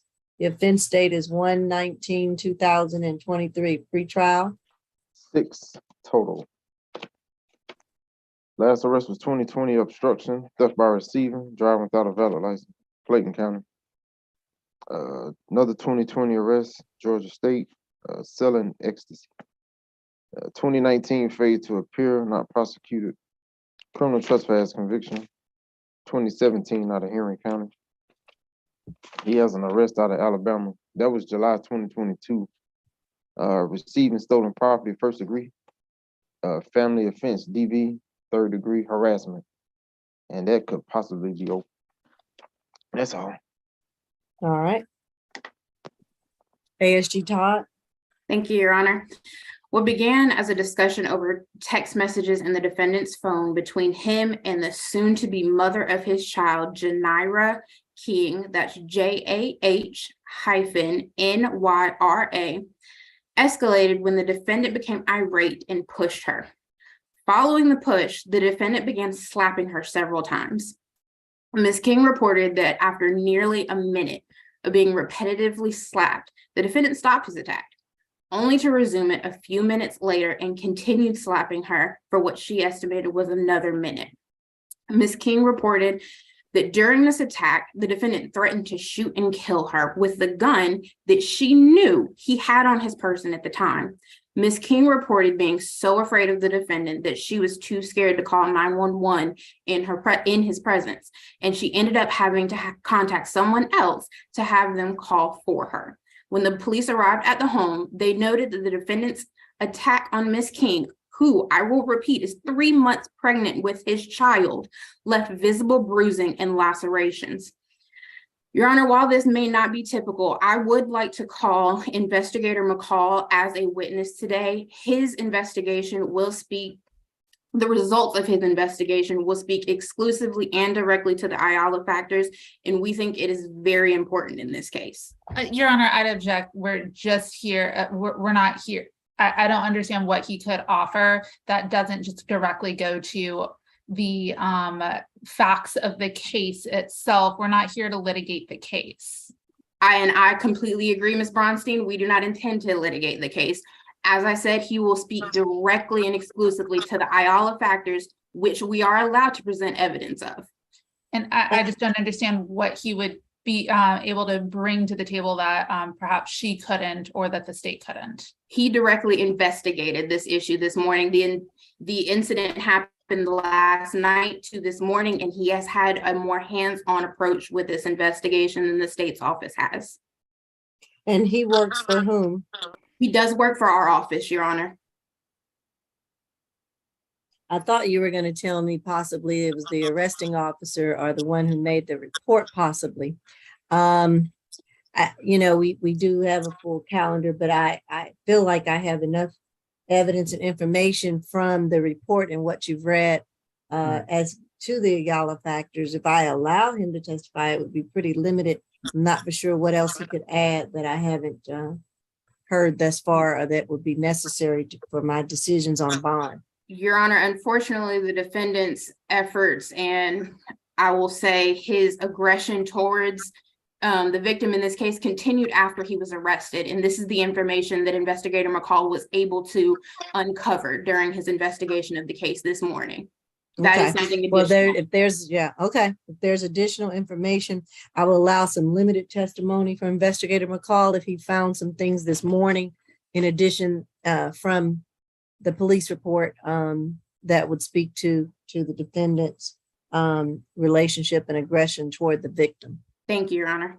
Okay, I'm going to swear him in. I have never sworn anybody before. Yeah, ASG Todd, I'll do it for you. Investigator McCall, I appreciate your honesty. Raise your right hand for me. Do you affirm that the testimony you're about to give is the truth and nothing but the truth under the penalty of perjury? Yes, ma'am. All right, thank you. Tell me your name, where you work. My name is Elijah McCall. I work for the Fulton County Solicitor General's office as a criminal investigator. All right. And do you have a background in law enforcement? Yes, ma'am. 8+ years. Okay. All right, good. Tell me what you found out or investigated on this case against Demetrius Daniels.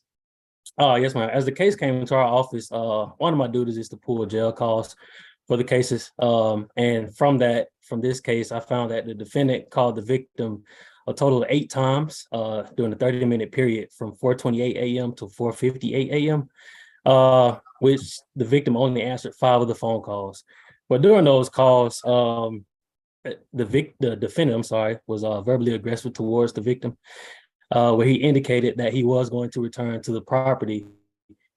Several times during the phone conversations, the victim stressed that he did not need to return to the property. And if he needed to get his things, either to have a police escort or to have a friend come and get them. But he indicates that he is going to come back to the house. He's very adamant to come back to the house. He was unaware, it appeared, of who called 911. So he was going to come back to confront everyone inside of the residence. And during one of those phone calls, he actually stated that if someone tried to do something as he was confronting them about it, I don't know if I can use profane language. Is that okay? You can do the first letter and I might be able to fill it in. Okay, well, this one, it just says, and I quote, "I'm going to put that fire on their A." So, and moving along from that, he did indicate at one point that he had hid something while the police were on scene, and through the conversation, it was found that it was a firearm that was hidden,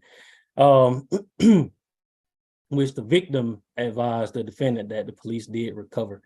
Also with that, we received photos or screenshots from text messages that the victim had been communicating with the 911 caller. And through those series of screenshots with the text messages, she indicated how afraid she was of the defendant, and that each time she's asked him to leave the residence, he becomes aggressive. Like I said, she indicated in those messages that he's verbally aggressive and physically threatening. He's also indicated in those phone conversations that if he does not receive his property, that he will come over to the house and that there will be problems. So he advised that he either gets his property back or the money for that firearm that was supposedly taken by police. All right. Yeah, Thank and you that's for all I that. have. Okay, thank you for that. Any cross-examination, Ms. Bronstein? Not at this time. All right. Anything else, ASG Todd? What is your recommendation? Just as to conclude, Your Honor, there's clear evidence of risk of reoffense in this case, as you heard from Investigator McCall. We have also uncovered an open police report involving both the victim and the defendant of him showing up at her place of work with a firearm. We're concerned. Objection again, that's not what he's charged with here. It is not, but it does speak to the Ayala factors of the risk of reoffense and the intimidation of the witness in this case. We are actually, based on Investigator McCall's investigation this morning. We are actually looking to transfer this case up to the DA's office on charges of felony influence of a witness. The victim has expressed to our office that she is afraid for her life and is afraid what he will do if he does get out of jail. With all of this, Your Honor, the state is asking for a $10,000 cash bond, no further contact with the victim, a stay away from her home of 3525 Creighton Road, 6 weeks of anger management, and no drugs, alcohol, or weapons. And I would also like to put on the record that he does have an open warrant for a probation violation out of McDonough, and it appears an open domestic violence harassment case out of Alabama. So with this defendant's history, again, we recommend that $10,000 cash bond. All right, Ms. Bronstein. Thank you, Your Honor. My office is representing Mr. Daniels for the purposes of bond only today. He is 24 years old. He is originally from Alabama, but he did move to Georgia a few years ago because of his family. His father, sister, cousins, uncles, they all lived here. So he actually moved to be closer to his family. He does have a high school diploma. He works as a cook at Twin Peaks. He's worked there for 2 years, has stable employment. He informed me that he does not live with the complaining witness in this case. We did see the hold, so he makes bond. It's not like he's getting out of jail. And I would also like to just, cash bonds are truly just tantamount to no bond. These are misdemeanor cases. I've had multiple felony cases, violent felony cases get much lower bonds than this. For a misdemeanor case asking for a $10,000 cash bond, if it was a felony, it should be charged as such. And Your Honor, this case was not charged as a felony because the felony actions didn't take place until he was already in custody. And again, while Ms. Bronstein may have had felony cases that had less cash bond, that has no bearing on this case and these facts. I'm not talking about less cash bond. It's just the fact that the state is asking for cash bond at all is truly just asking for no bond on misdemeanors. Considering the facts of this case, we do think it is more than reasonable. Okay. I'm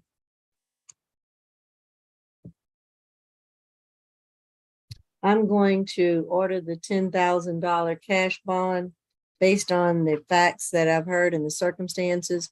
I want to definitely make sure that the victim in this case was King, since it's been stated by the state who has spoken with her that she is terrified and fears for her life. And so I want to obviously do all that we can to make sure that she is safe. So I'm going to order the $10,000 cash bond. I'm going to order, obviously, no drugs, alcohol, and weapons while on bond. I'm going to order stay away from the 3525 Creighton Road. And no further contact whatsoever with Janira King. And I'm not going to order anything else as far as the anger management. I would, but I don't know that he'll be able to take it anyway. But definitely stay away from Ms. King. Thank you, Your Honor. Thank you.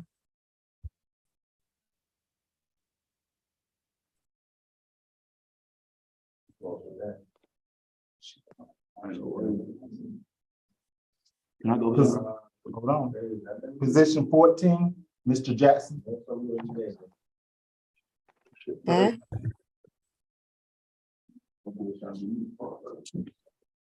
14. Your Honor, 14 is a plea. Okay, thank you for reminding me. That's the last of my pleas. All right. So he's not represented, correct? Yes, it's a pro se plea. Okay. All right, this is case number 23 CR 0000355A, Cedric Jackson. You're charged with 1 count of criminal trespass. The offense date is January 19th, 2023. I understand you wish to plead guilty. Is that correct? Can you hear me? Yes, ma'am. Okay, it's my understanding. Are you Mr. Cedric Jackson? Yes, ma'am. And do you wish to plead guilty today to one count of criminal trespass? The offense date of January the 19th, 2023? Yes, ma'am. And you wish to represent yourself going forward? Oh, yes, ma'am. Okay, and you understand there could be consequences to representing yourself. Yes, ma'am. All right. State, tell me the plea, please.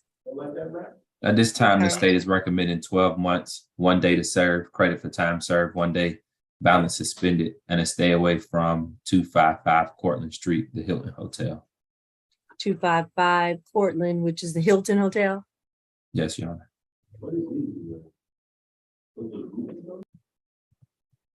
All right, Mr. Jackson, is that your understanding of the plea, what the offer was? Yes, ma'am.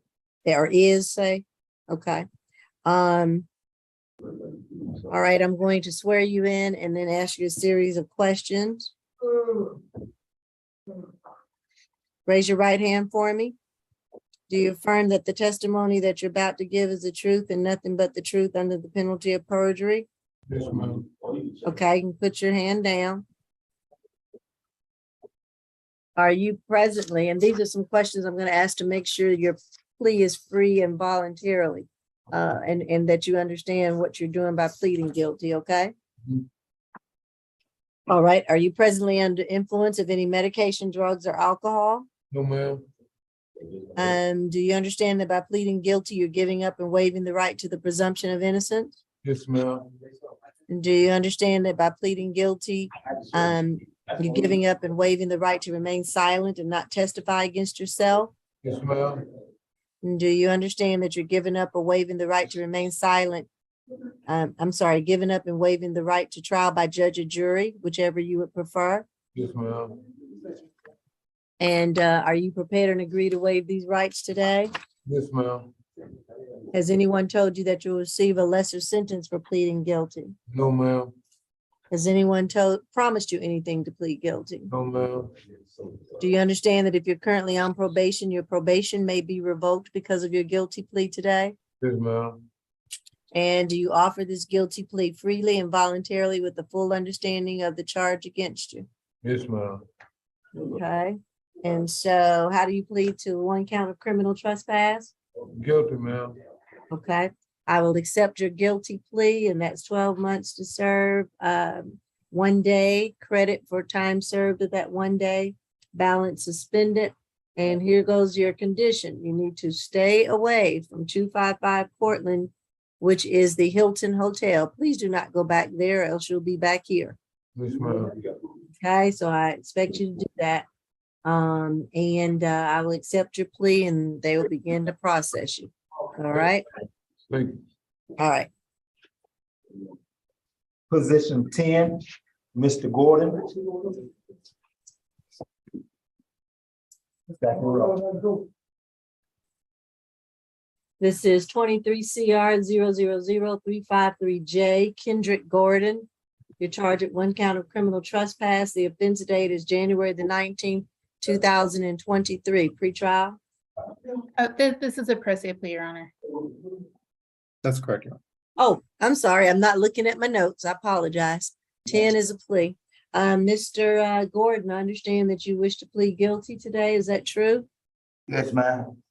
All right. And you know that that if you're going to represent yourself, know what you're doing by doing that and the consequences. Is that correct?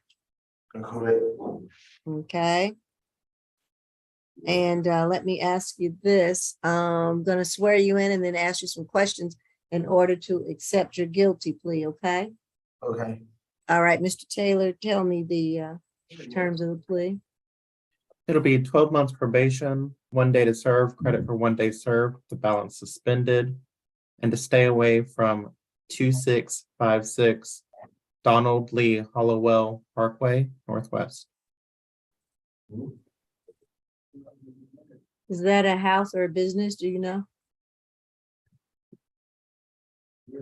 It is the Atlanta package store. All right. So you heard the terms of the plea. Is that your understanding, Mr. Gordon? Yes, ma'am. All right. And so in order to plead guilty, I need to swear you in. Raise your right hand for me. Do you affirm that the testimony that you're about to give is the truth and nothing but the truth under the penalty of perjury? Yes, ma'am. All right. Put your hand down. And I'm going to ask you these questions. Yes, ma'am. Are you presently under the influence of any medication, drugs, or alcohol? No, ma'am. Do you understand that by pleading guilty, you're giving up and waiving the right to the presumption of innocence? Yes, ma'am. Do you understand that by pleading guilty, you're giving up or waiving the right to remain silent and not testify against yourself? Yes, ma'am. By pleading guilty, you're giving up and waiving the right to trial by judge or jury, whichever you prefer. Yes, ma'am. And you're prepared to waive these rights today. Is that correct? That's correct. All right. And did anyone promise you anything to plead guilty today? No, ma'am. Did anyone say that you would receive a lesser sentence if you pled guilty? No, ma'am. And do you understand that if you're currently on probation, your probation may be revoked because of your guilty plea here today? Yes, ma'am. And so again, do you offer this guilty plea freely and voluntarily with the full understanding of the charge against you? Yes, ma'am. So as to the charge of criminal trespass, how do you plead? Guilty. All right, and so the terms are 12 months probation to serve 1 day, credit for time served 1 day, balance suspended, as long as you stay away from 2656 Donald Lee Hollowell Parkway, which is the Atlanta package store. Please do not go back there or else you'll be back here. All right. Yes, ma'am. All right. Good luck to you. Okay. Position 12, Mr. Green.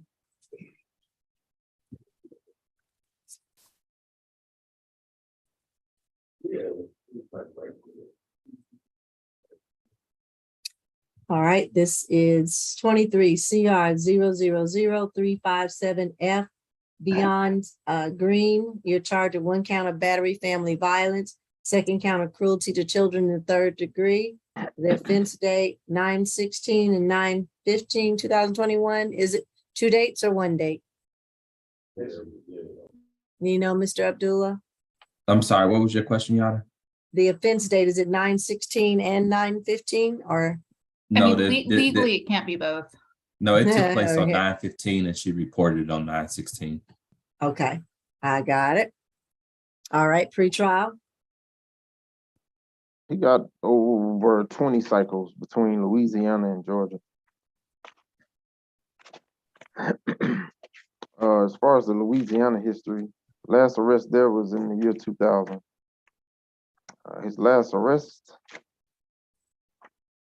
was on the 17th of this month for driving without a valid license. I think he went to the city jail for that.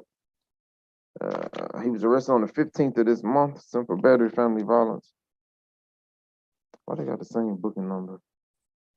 That might be the same case as this, I'm not sure. 2019 probation, 2018 failed to appear for a battery DV. He got a battery DV conviction in his past in state court. It's 14 CR 007-491. 2012 parole violation, forgery, and the 1st degree convictions. That's it. Okay. All right, ASG Abdullah. Your Honor, the facts show that on September 15, 2021, the defendant became upset when the victim, Ms. Patrice Hickling, told him she no longer wanted to be in the relationship. The defendant began choking Ms. Hickling. She attempted to fight back and was able to free herself once, but the defendant choked her again, causing her to fall down the steps, where the defendant then got on top of her again and continued to choke her. Ms. Hickling's minor son, who was 10 years old at the time, had to hit the defendant with an umbrella to get him to stop. The minor child told officers he was afraid that the defendant would kill his mom if he didn't intervene. At this time, the state is requesting a $5,000 surety bond, no further contact with the victim and minor child, a stay away from the address, no weapons, drugs, or alcohol while on bond, and 1 day anger awareness. State understands that this bond is somewhat high. However, the defendant does have a FTA from a battery family violence in 2018, as well as a battery family violence conviction from 2019, in which he violated his probation because he did not complete the terms of that, which were anger management class. Because he was unable to complete the terms of the probation, the state doesn't have any confidence that he will comply with the bond order. Therefore, we're requesting that $5,000 surety bond. Nothing further from the state at this time. All right. Bronstein? Thank you, Your Honor. My office is representing Mr. Green for purposes of bond only today. As the court pointed out, this case is a 1.5 years old, and there have been no further reported incidents or issues with him and the complaining witness. He is 54 years old. He has lived in Atlanta for well over a decade. He was born in Texas, but came over here for work. His mother is here. His brother was living here, but recently is deceased. His mother is bedridden, and he takes care of her. She does have, they do have help during the day. He works, he's a chef at the original Sleepy Potato. But at night, he does take care of his mother. She has severe and significant health issues. Mr. Green and the complaining witness do not live together. They had still been talking. Like I said, it's 1.5 years. He had no idea that there was a warrant out there for this case. When I spoke to him earlier, he had no idea what this was about. We are asking for either a signature bond or a $1,000 surety bond, something lower, especially, again, no further incidents for 1.5 years. Okay.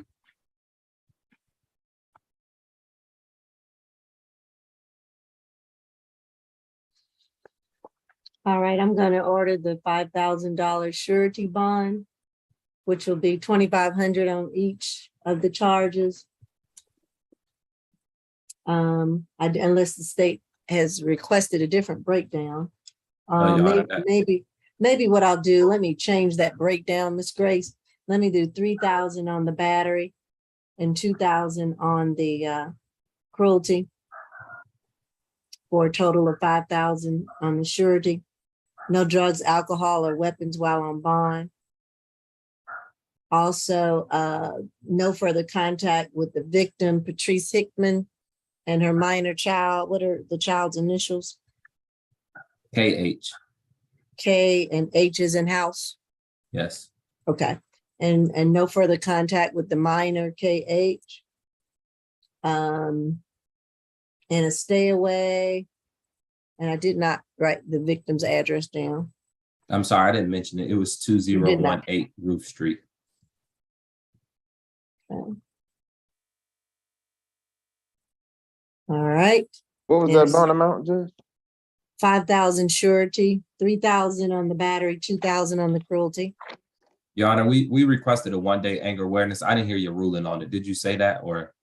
I will not. I think that depending on their income and ability to get to that, if they're not through pretrial, I don't want to put any extra conditions that may not be able to be met until we can figure out where and how they can do that. So I will not do the anger awareness right now. That's understandable.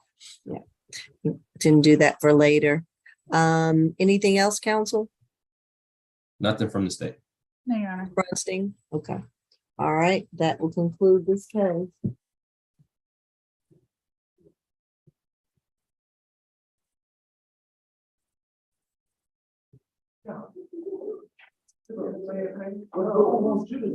She ready for the next one? Jack, go. Come on.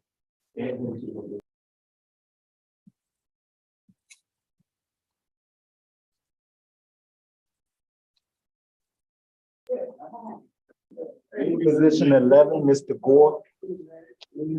All right, this is 23 CR 000-354H Gregory Gore. You're charged at 1 count of battery family violence. The offense dated 11/23/2022. Pre-trial. 17 total. Last arrest was in August. Possession of cocaine. Let's open out a call. Had a failure to appear from July, Cherokee County. That was not prosecuted. A July arrest for simple battery family violence. That was in Fulton County. 2017 suspended license. Got a marijuana possession, play a no-low 2. That's all. All right, I'm not sure about the victim in that case. all right, ASG Taylor.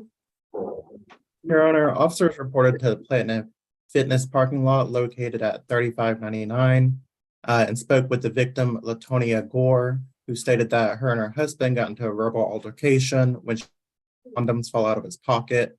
She confronted him about cheating on her with other women. The defendant then punched her in the face and fled the scene. The victim's left side of her face was swollen and clearly visible to officers. Inside the defendant's vehicle, they also found a firearm and drugs. Your Honor, this is the same victim from the July 8th, 2022 simple battery family violence case who went before Your Honor for bond. Your Honor issued him a $4,000 surety bond and to have no contact with the victim, yet here he is 4 months after that date, beating up the victim yet again. Your Honor, we're also concerned because it seems like the violence is growing in this case. It started as a simple battery family violence. Now it's a battery family violence.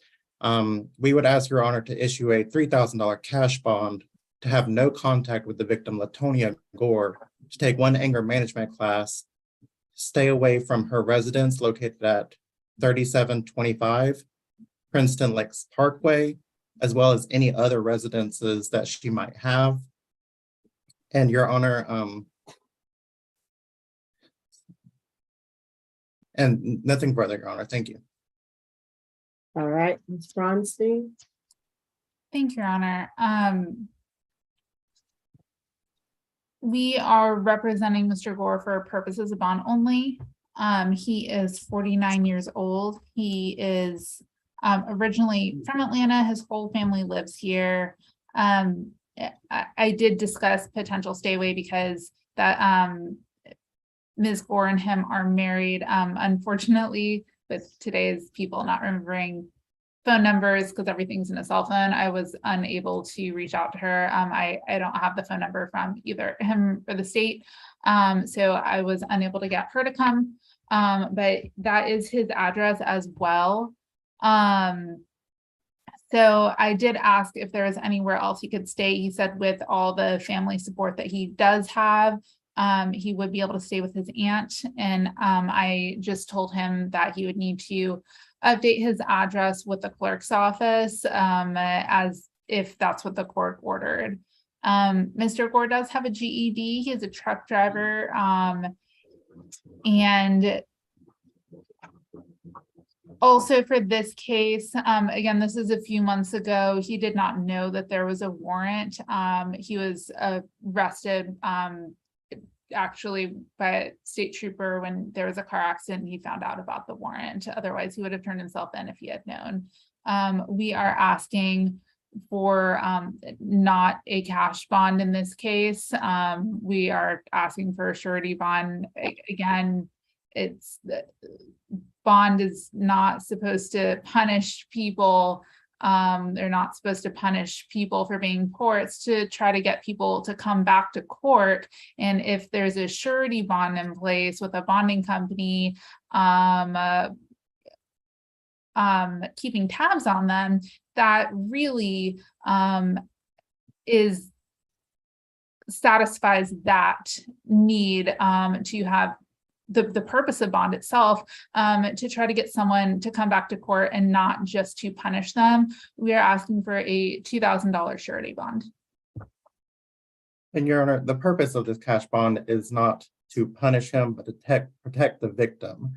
A $4,000 cash or surety bond last time did nothing for him. He did not take it seriously. He directly violated Your Honor's stay away order.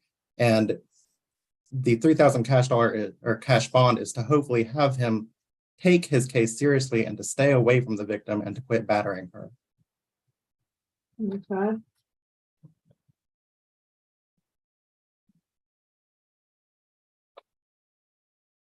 All right, I'm going to order based on what I've heard, a $3,000 cash bond.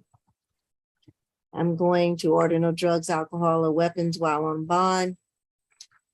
I'm going to order no further contact with Latoria Gore.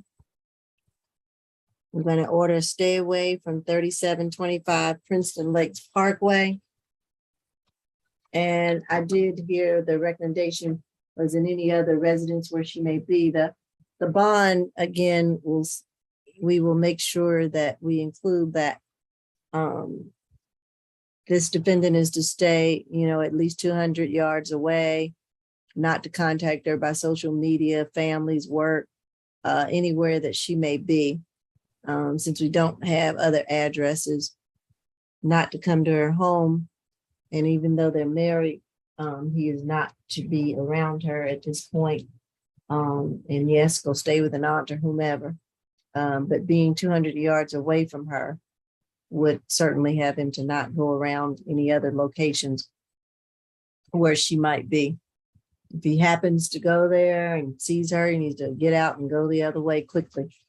If it's in any other public places that would render you closer than 200 yards to her. No contacting by phone. Other friends, family, or relatives should not contact her on your behalf, to make sure, Mr. Gore, that right now while you're on bond, even though it's been some months, we still don't want the victim to be in fear and for her to be safe. All right. Anything else, counsel?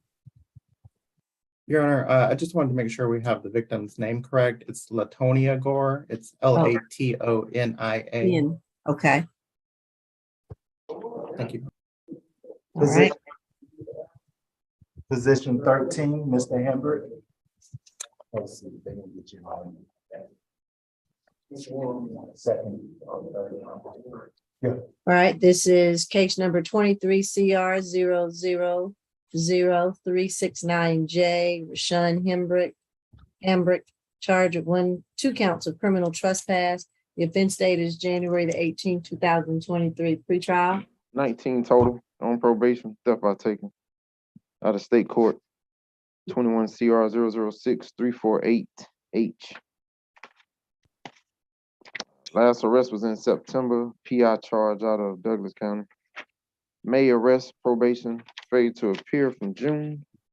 Underlying charges, theft by taking and trespass. Forgery, 4th degree, theft by deception, conviction, 2021. Also a probation violation. 2019 simple assault, family violence conviction. Trespass conviction, 2017, and probation, 2016. Underlying charge was battery DV from 2015. That's it. All right. ASG Abdullah. Your Honor, the facts show that on January 18, 2023, several residents in the area called 911 to report the defendant on their property after being asked to leave. While en route to respond to one of the calls at 594 Pearson Street, officers were flagged down by another neighbor, Cecil Hill, at 158 Walnut Street, who told officers that the defendant was on his property and he had asked the defendant to leave at 9 a.m. that morning. And at 3 p.m. while Mr. Hill was talking to the officer, the defendant was still on his property. Officers made contact with the defendant and he admitted that he remained on Mr. Hill's property after being asked to leave. He also returned to the property of Deetra Johnson at 594 Pearson Street several times, which is why the police were initially called. As you heard from pretrial, he does have several criminal trespass arrests, as well as a criminal trespass FTA from 2022. Your Honor, under different circumstances, the state wouldn't be opposed to a signature bond for a criminal trespass case. However, in this particular case, the defendant was trespassing at residential addresses. He even went as far as to go into people's backyards and remained on one of the victim's porch after being asked to leave. He was not trespassing on a public property or property open to the public. And for that reason, we're asking for a $2,000 surety bond, a stay away from both incident locations, 158 Walnut Street and 594 Pearson Street, or Parsons Street, I'm sorry. And no further contact with either victim, Cecil Hill or Deetra Johnson, and no weapons, drugs, or alcohol while on bond. I'm sorry. Okay. All right, Ms. Bronstein. Thank you, Your Honor. We will be representing Mr. Hambrick for this case. He is 35 years old. He is from Metro Atlanta area, born and raised. His whole family lives here. He does have a high school diploma. He's not currently working. He was working for a moving company, but he is currently unemployed and does not have any money. He is completely indigent and told me that he would not be able to make any bond, and he is asking the court to consider a signature bond in this case.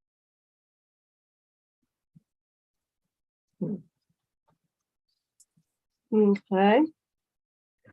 I am going to order the $4,000 surety bond, $2,000 on each of the trespass charges. I'm going to order a stay away from 594 Parsons Street. I think that's what it was. Was it 594? Yes, 594. Okay. And no further contact with the victim, Cecil Hill and Deetra Johnson. No drugs, alcohol, or weapons while on bond. And anything else? What was that total? 4,000, 2,000 on each surety. And I see in the chat, number 2 was released. Okay. Yes, I'll look that one up. Okay.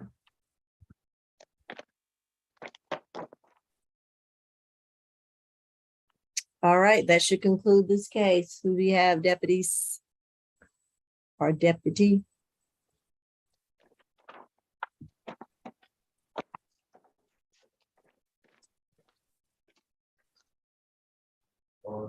Position 17, Mr. Lewis. Okay. This is 23 CR 000. If we could hold this to the end of the calendar, we need a breakout room for this case. Okay. And Your Honor, I'm sorry, the last case concluded my business. May I be excused at this time? Yes, you may. Have a good weekend. Thank you, you too. All right. Can we change deputies? I'm sorry. Position 23, Okay. Mr. Shiver. Sorry.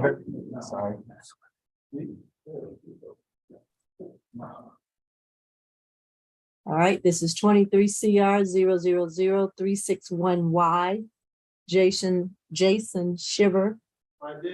We have 5 charges. The first one being DUI, concentration 0.8 grams or more within 3 hours, unsafe vehicle or equipment, driving with improper erratic lane change, improper backing, and then DUI less safe, all with the offense date of January the 19th, 2023. Pre-trial? He got 21 total. 2011, 2000, 1998, 1995 DUI conviction. And he's on probation for reckless driving. It was a DUI, but it was amended to reckless driving out of Cobb County. That's it. Okay. ASG Todd? Thank you, Your Honor. Yesterday, officers responded to reports of a suspected drunk driver on Holcomb Bridge Road. Upon arrivals, the officer observed the defendant's vehicle enter the roadway, stop, and blow its horn. The defendant then continued on and tried to turn left across traffic. He wasn't able to make the turn, so he backed up and tried again. The officer followed the defendant towards Old Roswell Road, where he again tried to make another left turn, but unfortunately wasn't able to complete it. So he backed up in traffic and tried again. The officer then, after witnessing this, stopped the defendant's vehicle. Upon approach, the officer immediately detected a strong scent of alcohol coming from the defendant And he also saw that the defendant was driving the vehicle that had a steering wheel lock still attached to the steering wheel. When asked about this, the defendant claimed that he lost the key to the device. The defendant admitted to the officer to drinking 2 beers prior to driving, and upon submitting to an intoxilizer test, blew way over the legal limit. As pretrial stated, he does have a significant history, Your Honor. There are 5 DUI convictions, with the most recent one in 2011. There's also that DUI that was amended to a reckless driving that resulted in a conviction, and there are an additional 2 arrests for DUIs. There's a clear risk of reoffense in this case, Your Honor. As such, the state is asking for a total $5,000 surety bond. That is going to be $1,000 on each count. We ask that he has no driving without a valid license and no drugs, alcohol, or weapons while on bond. All right, PD Kim. Yes, Mr. Shiver, he is 49 years old, and he's a single. He's actually taking care of his parents who are elderly, 7 years old and 83 years old.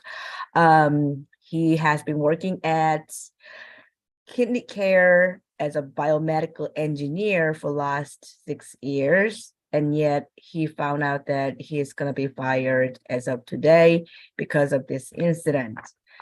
So he is going through the severe consequences of losing his job. And he has associate degree. He also has been here in Georgia for 45 years. We would like to request for maximum $2,500 good bond of $500 for each charge. Thank you. All right.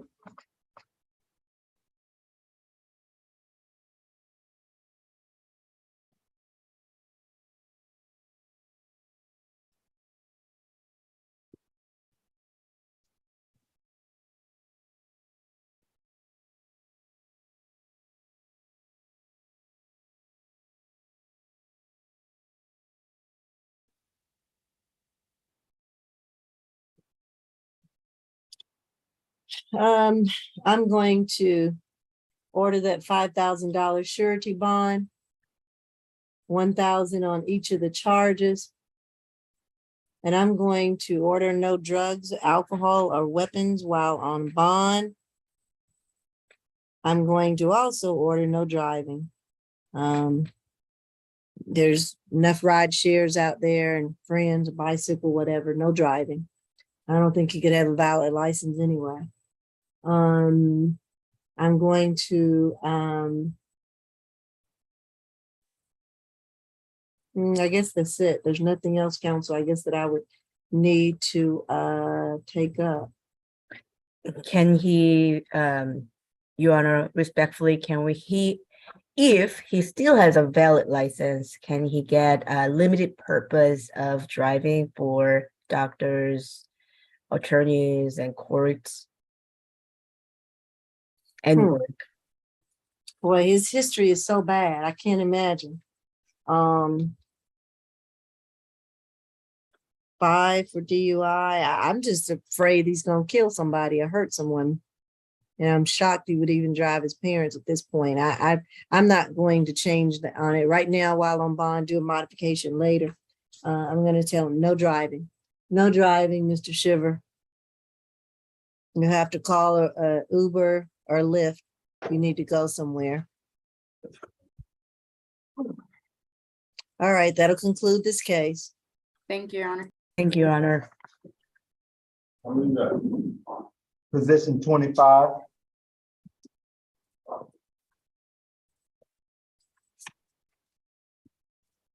After him or he is there now? He got good money out there.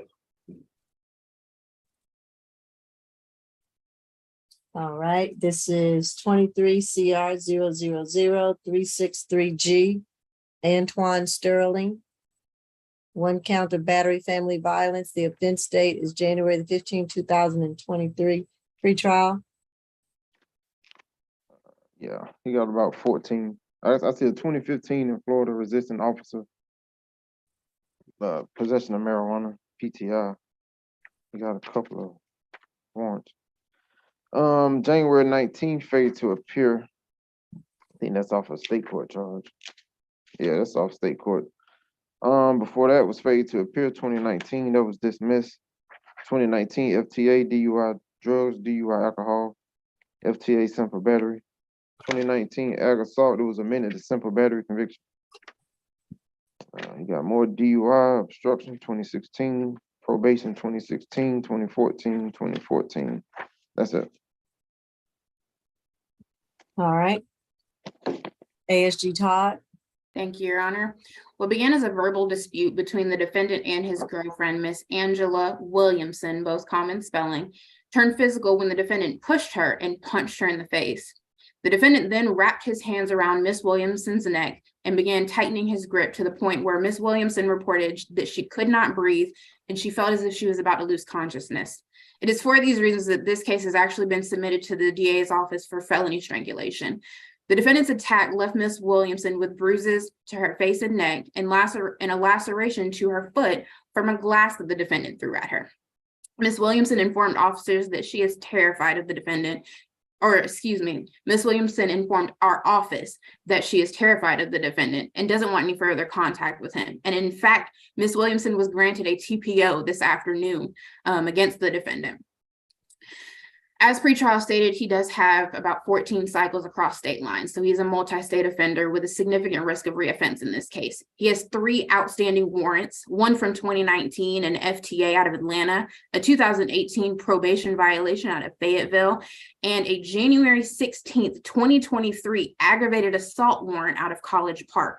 In addition, he also has 2 other open cases in Fulton County. One of them is a simple battery family violence. That case number is 17 CR 000-530G, and an open DUI, which is 17 CR 024-120G. There is also a conviction for simple battery. In addition, the defendant also has several probation violations and FTAs.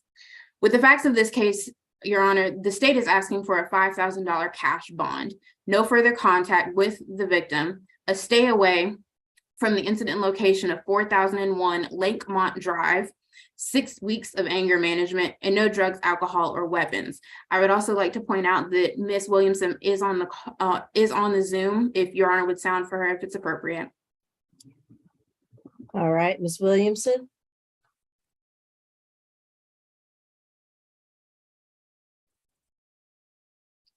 Angela Williamson.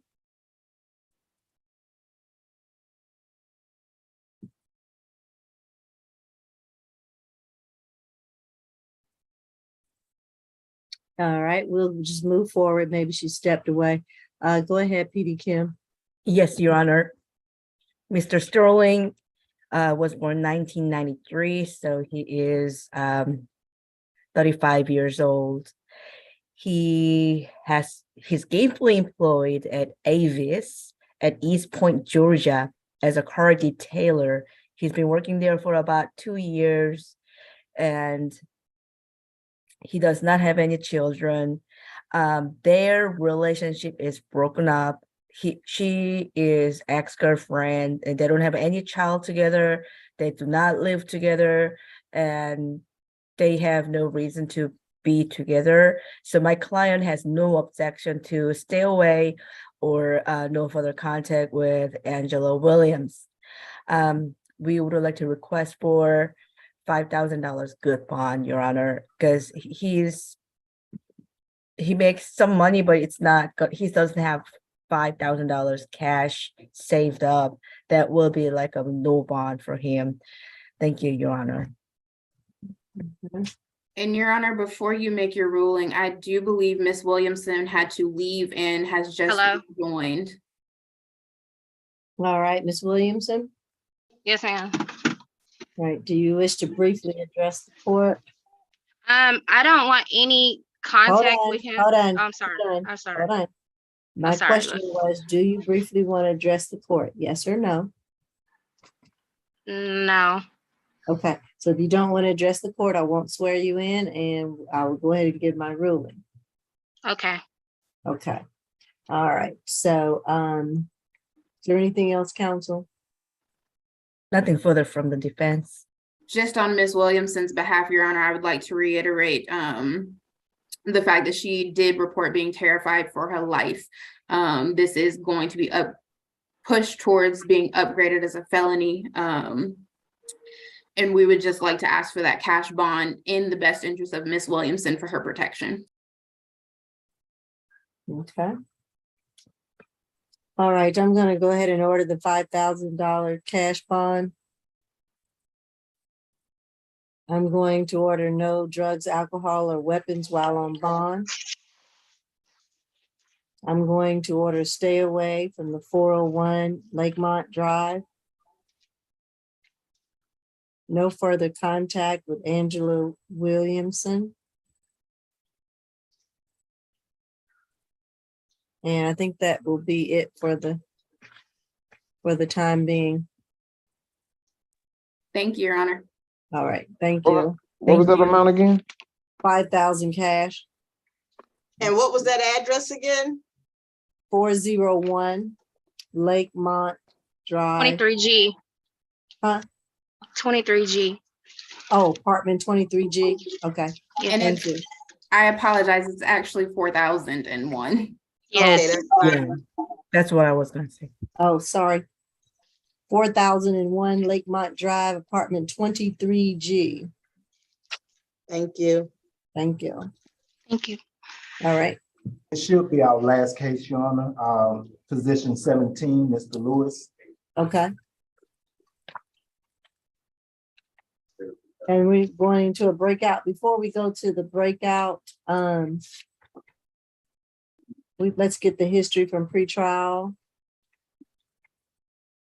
This is Jamie Lewis, 23 CR 0000366A, one count of battery family violence, offense date January 19th, 2023, pretrial. We got 6 total between North Carolina and the Virgin Islands.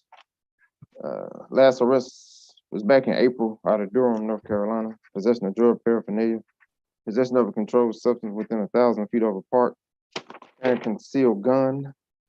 That appears to be open. 2021, possession of a weapon of mass destruction, carrying concealed weapon, gun. That appears to still be open. 2020, possession of marijuana, felony. It was dismissed by the DA. What we got? Last arrest out of the Virgin Islands was 2014. Ag assault and battery domestic violence. That was a second conviction. 2013, simple assault and battery. That was dismissed. Another 2013, same thing. What else? 2012, ag assault and battery conviction. So that was the first one. This is the first Georgia arrest. That's it. All right, thank you. All right, Miss Grace, or who's my Zoom master, Mr. Jordan, to put us in the breakout, I guess. ASG Abdullah, myself, PB Kim, anyone else, or Mr. Walker?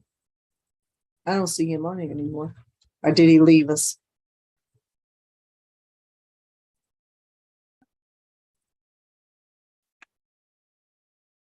I don't think he's here. Yes, that's it. And then you put us in a breakout, please.